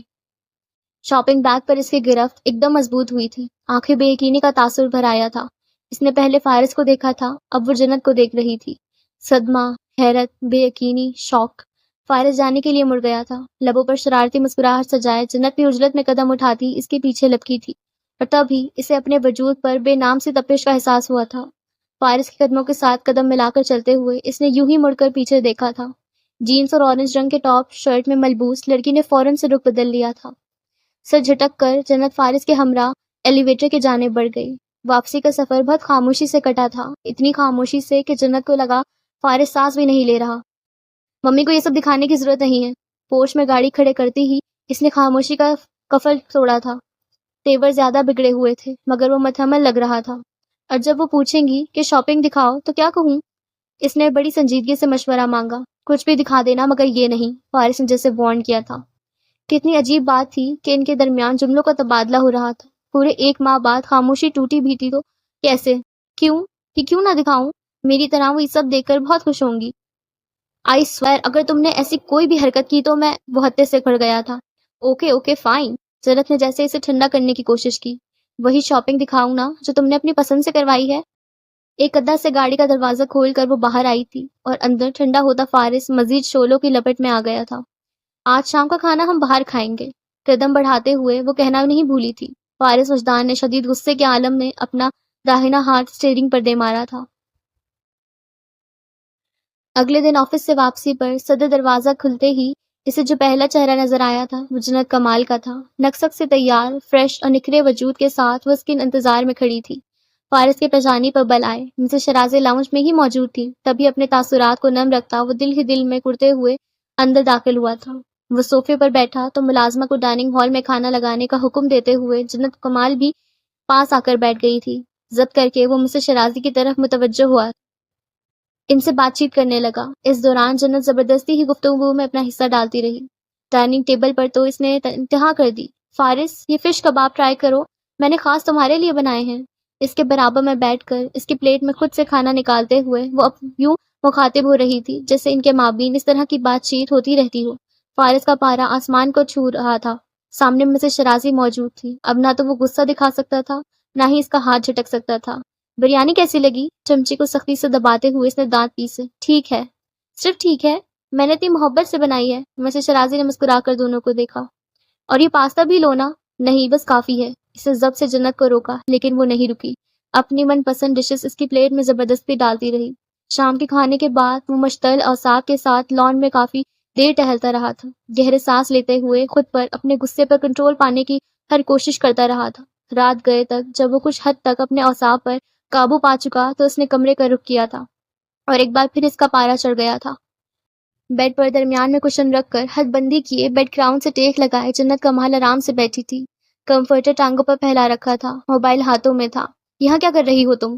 وہ دبی آواز میں گھرا اٹھا۔ جنت نے سر اٹھا کر اسے دیکھا، وہ مشتعل نظر آ رہا تھا، حالانکہ لان میں ٹہلتے وقت اس کے تاثرات اتنے خوفناک تو ہرگز نہ تھے۔ مجھے صوفے پر ٹھیک سے نیند نہیں آتی۔ یہ میرا مسئلہ نہیں، درشٹی سے بازو سے پکڑ کر فارس نے اسے بیڈ سے اٹھا دیا تھا، پھر انگلی دکھا کر اسے وارن کرتے ہوئے پہلے صوفے کی طرف اشارہ کیا، پھر دروازے کا راستہ دکھا دیا کہ سونا ہے تو وہاں سو جاؤ ورنہ اس کمرے سے دفع ہو جاؤ۔ جنت لب بھیجے اپنی جگہ کھڑی رہی۔ وہ بیڈ سے کشن ہٹا کر یہاں سے وہاں پھینکنے لگا۔ وہ کچھ دیر تک اندھیرے میں کھڑی سے دیکھتی رہی، پھر اس نے آنکھوں میں بھرتی نمی کو دباتے ہوئے یوں کندھے اچکائے جسے کہہ رہی ہو کوئی بات نہیں، پھر کشن وغیرہ اٹھائے اپنے صوفے پر جا سوئی۔ مجھے تمہارا فون نمبر چاہیے۔ صبح سویرے وہ ایک اور مطالبے کے ساتھ حاضر تھی۔ کفلنس لگاتے ہوئے فارس وجدان نے لب بھیج کر اسے دیکھا۔ سفید پرنٹڈ قمیض پر زرد رنگ کے ٹراؤزر میں ملبوس وہ نکھری سی بہت فریش لگ رہی تھی۔ بالوں کا اوپر سے پف بنا کر کھلے چھوڑ رکھا تھا، چہرہ میک اپ سے عاری تھا، ہونٹوں پر لپ گلاسز کی گلابی چمک۔ نظر ہٹا کر اس نے رخ بدلا اور ٹائی کے ناٹ باندھنے لگا۔ وہ گھوم کر سامنے آ گئی۔ کچھ کہا ہے میں نے؟ وہ سنی انسنی کی رسٹ واچ کلائی پر چڑھانے لگا۔ اب کیا میں آنٹی سے تمہارا فون نمبر مانگتی اچھی لگوں گی؟ کیا سوچیں گی وہ تمہارے بارے میں؟ فارس کی آنکھوں کی سرخی گہری ہوئی۔ موبائل اس کے ہاتھوں سے کچھ سختی سے جھپٹ کر تیزی سے نمبر ٹائپ کر کے اس نے موبائل بیڈ پر رکھ دیا۔ شکریہ، ویسے میں پہلی بیوی ہوں جسے اپنے شوہر کا نمبر شادی کے پورے 1 ماہ بعد ملا ہے، اس نے ہنستے ہوئے یوں کہا جیسے بڑا اعزاز کی بات ہو۔ ٹائی کی نوٹ لگاتا وہ بگڑے تیوروں کے ساتھ کمرے سے نکل گیا۔ زیر لب مسکراتے ہوئے وہ بھی نیچے آ گئی تھی۔ ناشتے کی میز پر وہ مسلسل بوتی رہی۔ مسز شرازی کے سامنے سے بھی مجبوراً جواب دینا پڑ رہا تھا۔ تاثرات کچھ بہتر تھے مگر اس کی آنکھوں میں غصہ تھا، نفرت تھی، حقارت تھی۔ وہ آفس کے لیے اٹھا تو جنت بھی اس کے پیچھے باہر آ گئی۔ اب کی بار وہ سیڑھیوں پر نہیں رکی تھی بلکہ اس کی گاڑی کے پاس جا کر کھڑی ہو گئی تھی۔ وہ بیٹھ رہا تھا تو غصہ ناک پر ہی دھرا تھا، مگر جانے کیوں وہ اپنے ان تاثرات کے ساتھ بھی اسے ہرگز برا نہ لگا۔ اپنا بہت خیال رکھنا، اس نے کہا۔ سنی انسنی کیے وہ گاڑی ریورس کرنے لگا۔ جنت تب تک وہاں کھڑی رہی جب تک وہ گاڑی نکال کر وہاں سے چلا نہیں گیا۔ اسی دن پہلی بار اس نے فارس کو واٹس ایپ پر میسج کیا۔ کیسے ہو؟ کیا کر رہے ہو؟ کیا خیال ہے آج شام کا ڈنر کہیں باہر کریں؟ تمہاری پسندیدہ ڈش کون سی ہے؟ تم کافی زیادہ پسند کرتے ہو یا چائے؟ پسندیدہ کلر کون سا ہے تمہارا؟ تم اپنی بیوی میں کس طرح کی خوبیاں دیکھنا چاہتے ہو؟ شام تک وہ فارس وجدان کے واٹس ایپ پہ بلاک ہو چکی تھی۔ وہ گھر آیا تو ایک بار پھر وہ اس کے اپنے انتظار میں صدر دروازے پر کھڑی ہوئی ملی تھی۔ اب کیا میں آنٹی کو یہ بتاتی ہوئی اچھی لگوں گی کہ تم نے مجھے واٹس ایپ پر بلاک کیا ہوا ہے؟ مصنوعی خفگی کے ساتھ اس نے تیوری چڑھا کر اس سے پوچھا تھا۔ فارس ایک بازو پر کوٹ ڈالے دوسرے ہاتھ میں ٹشو پیک پکڑے پیشانی پر بر ڈالے کھڑا تھا۔ سفید شرٹ چکن لیے ہوئی تھی، ٹائی کی نوٹ ڈھیلی۔ آج اس کی کچھ فارنرز کے ساتھ میٹنگ تھی، تبھی وہ تاخیر سے گھر آیا تھا۔ کچھ تھکا ہوا بھی لگ رہا تھا۔ جنت کو محسوس ہوا جیسے اسے زکام کی شکایت ہو رہی ہو، تبھی ٹشو کا پیک بھی ہاتھوں میں ہی تھا۔ وہ اسے کوئی بھی جواب دیے بغیر سیڑھیوں کی جانب بڑھ گئی۔ ڈنر وہ باہر سے ہی کر کے آیا تھا۔ وہ کمرے میں آئی تو کپڑے بدل کر وہ بیڈ پر آڑا ترچھا لیٹا ہوا تھا، چیکوں سے کچھ عاجز ہو کر کروٹ پر کروٹ بدل رہا تھا۔ پانی کا گلاس اور ٹیبلٹس ٹیبل پر دھرے تھے۔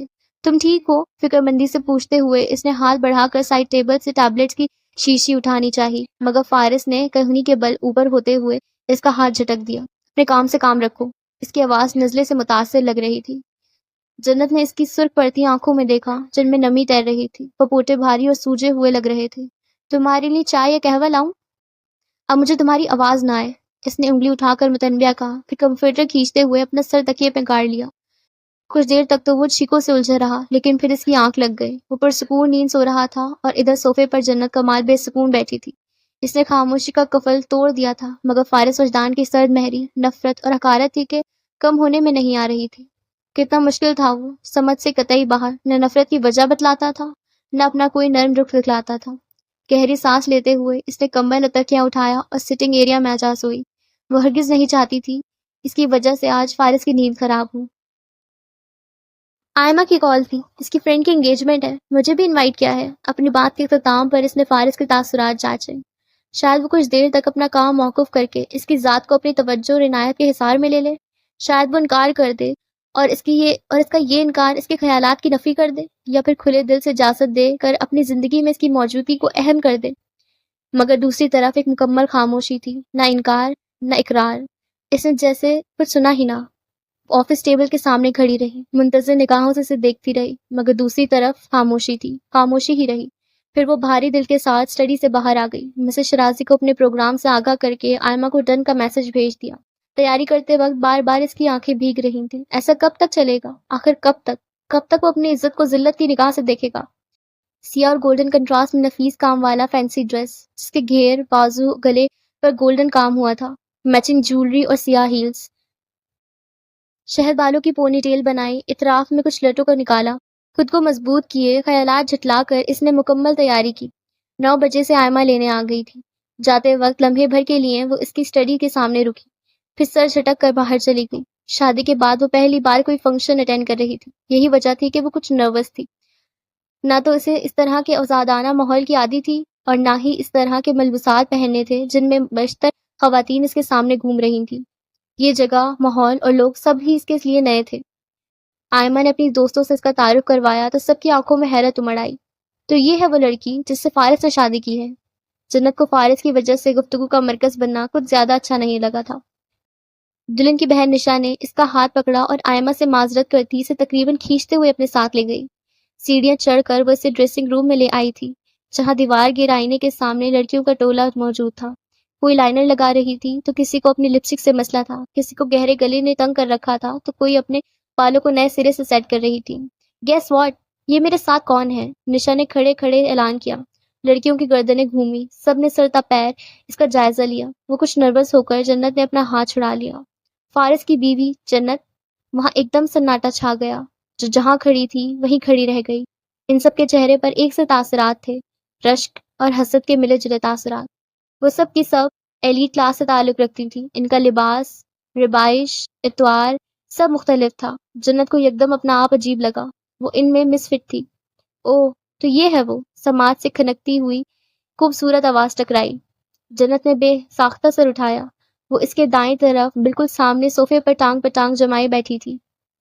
سرخ رنگ کا میکسی نما سلیو لیس لباس، سنہری براؤن بال ہلکا سا کرل لیے اطراف میں بکھرے، دمکتی ہوئی سفید رنگت، نیلی کانچ سی آنکھیں، خوبصورت سراپا۔ وہ اتنی خوبصورت اور سٹائلش تھی کہ ایک لمحے کے لیے جنت بھی اس کے چہرے پر سے نگاہ نہ ہٹا سکی۔ وہ اٹھ کھڑی ہوئی، تمسکرہ اڑاتی نگاہوں سے جنت کا جائزہ لیتی آگے بڑھی۔ تو اس پینڈو سے شادی کی ہے فارس وجدان نے؟ لفظ پینڈو نے ان ماڈرن لڑکیوں کو بڑا محظوظ کیا۔ مسکراہٹ سب کے ہونٹوں پر رینگ گئی، اور لڑکیوں کو تو ایسے ریجیکٹ کرتا تھا جسے کوئی حور بھی لائے گا۔ دبے دبے کہہ کے ہر طرف گونج اٹھے، گویا اس تبصرے کو بھی خوب انجوائے کیا گیا۔ جنت کی آنکھوں میں اضطراب آ ٹھہرا، رنگت سرخ پڑ گئی، وہ نروس تھی، گھبراہٹ کا شکار بھی ہو گئی۔ فارس کے حوالے سے آج پہلی بار اس کا اعتماد لڑکھڑایا ہوا تھا۔ وہ سر اٹھا کر جواب دینے کے بجائے اپنے آپ میں ہی سمٹ گئی تھی۔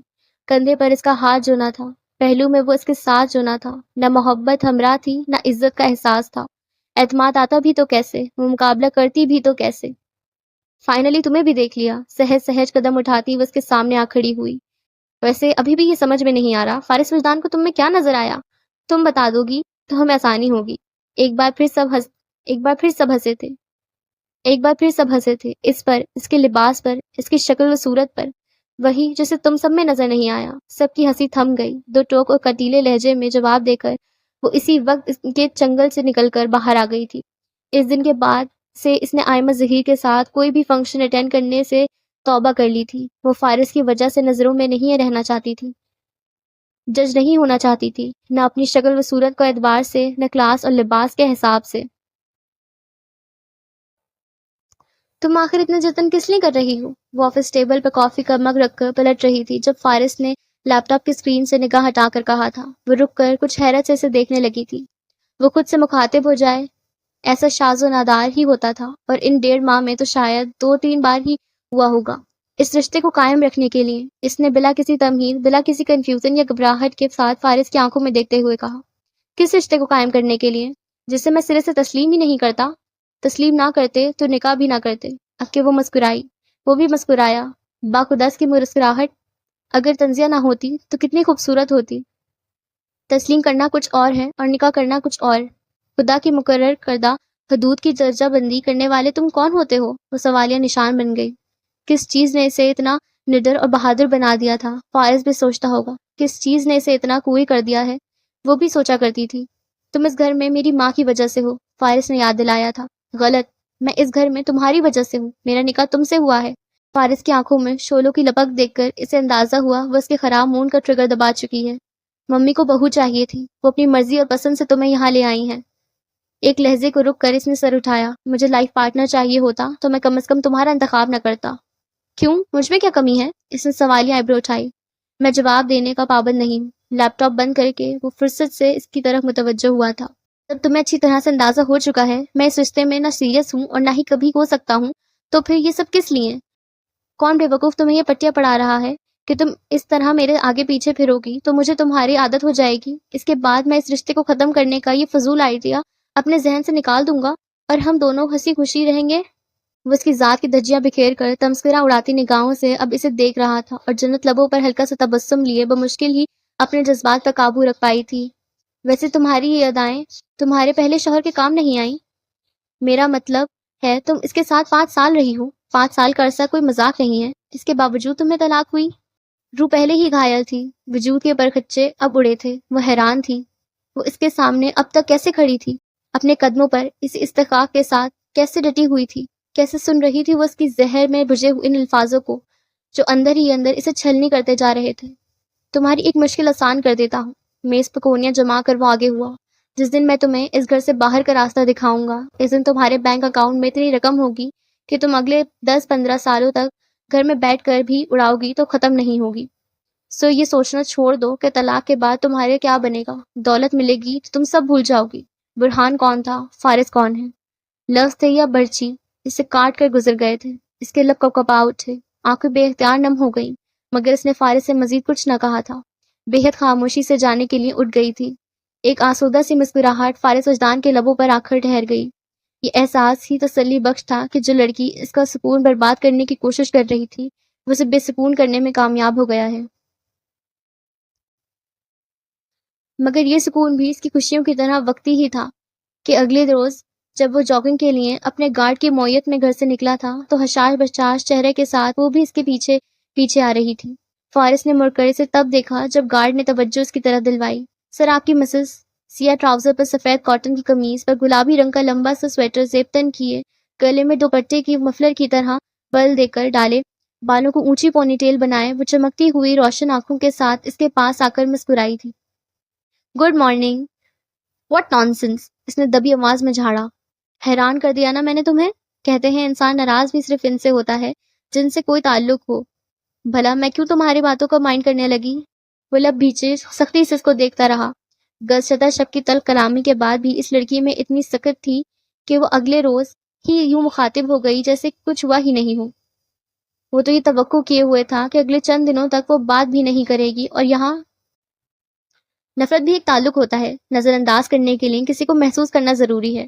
میں حیران ہوں، تم پچھلے 1.5 ماہ سے مجھے نظر انداز کر رہے ہو، یعنی تم پچھلے 1.5 ماہ سے مجھے محسوس کر رہے ہو؟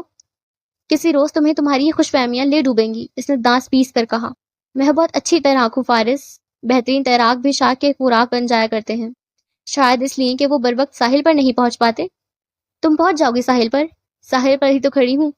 ماتھے پر تیوریاں چڑھائے وہ جاگنگ ٹریک پر تیز تیز قدم اٹھانے لگا۔ کہ تمہیں اس بات کی فکر ہے کہیں مجھے میری خوش فہمیاں نہ لے ڈوبیں؟ وہ بھی اس کے پیچھے آنے لگی۔ تمہاری فکر اور مجھے؟ سوالیہ آئیبرو اٹھا کر اس نے جن نگاہوں سے جنت کو دیکھا وہ کھڑ کر رہ گئی۔ ویسے سیلف ریسپیکٹ کے اپنے ایکس ہسبینڈ کے گھر بیچ کھائی ہے تم نے؟ فارس کی قدم کے ساتھ قدم ملاتی اپنے تنفس قابو کرتی جنت کی قدموں کی حرکت مدھم پڑ گئی۔ نہ چاہتے ہوئے بھی وہ رک گئی تھی۔ وہ بھی رک گیا تھا، محض ایک لمحے کے لیے۔ تمہیں عجیب نہیں لگتا؟ مجھے تو بہت عجیب لگتا ہے، اس طرح اپنی سیلف ریسپیکٹ کی بھیٹ چڑھا کر میری توجہ حاصل کرنے کے لیے میرے آگے پیچھے پھرنا۔ تمسکرہ اڑاتا ہوا نرم لہجہ تھا اس کا، مگر جنت کی گال پر جیسے کسی نے تماچا دے مارا تھا۔ وہ ہل کر رہ گئی تھی۔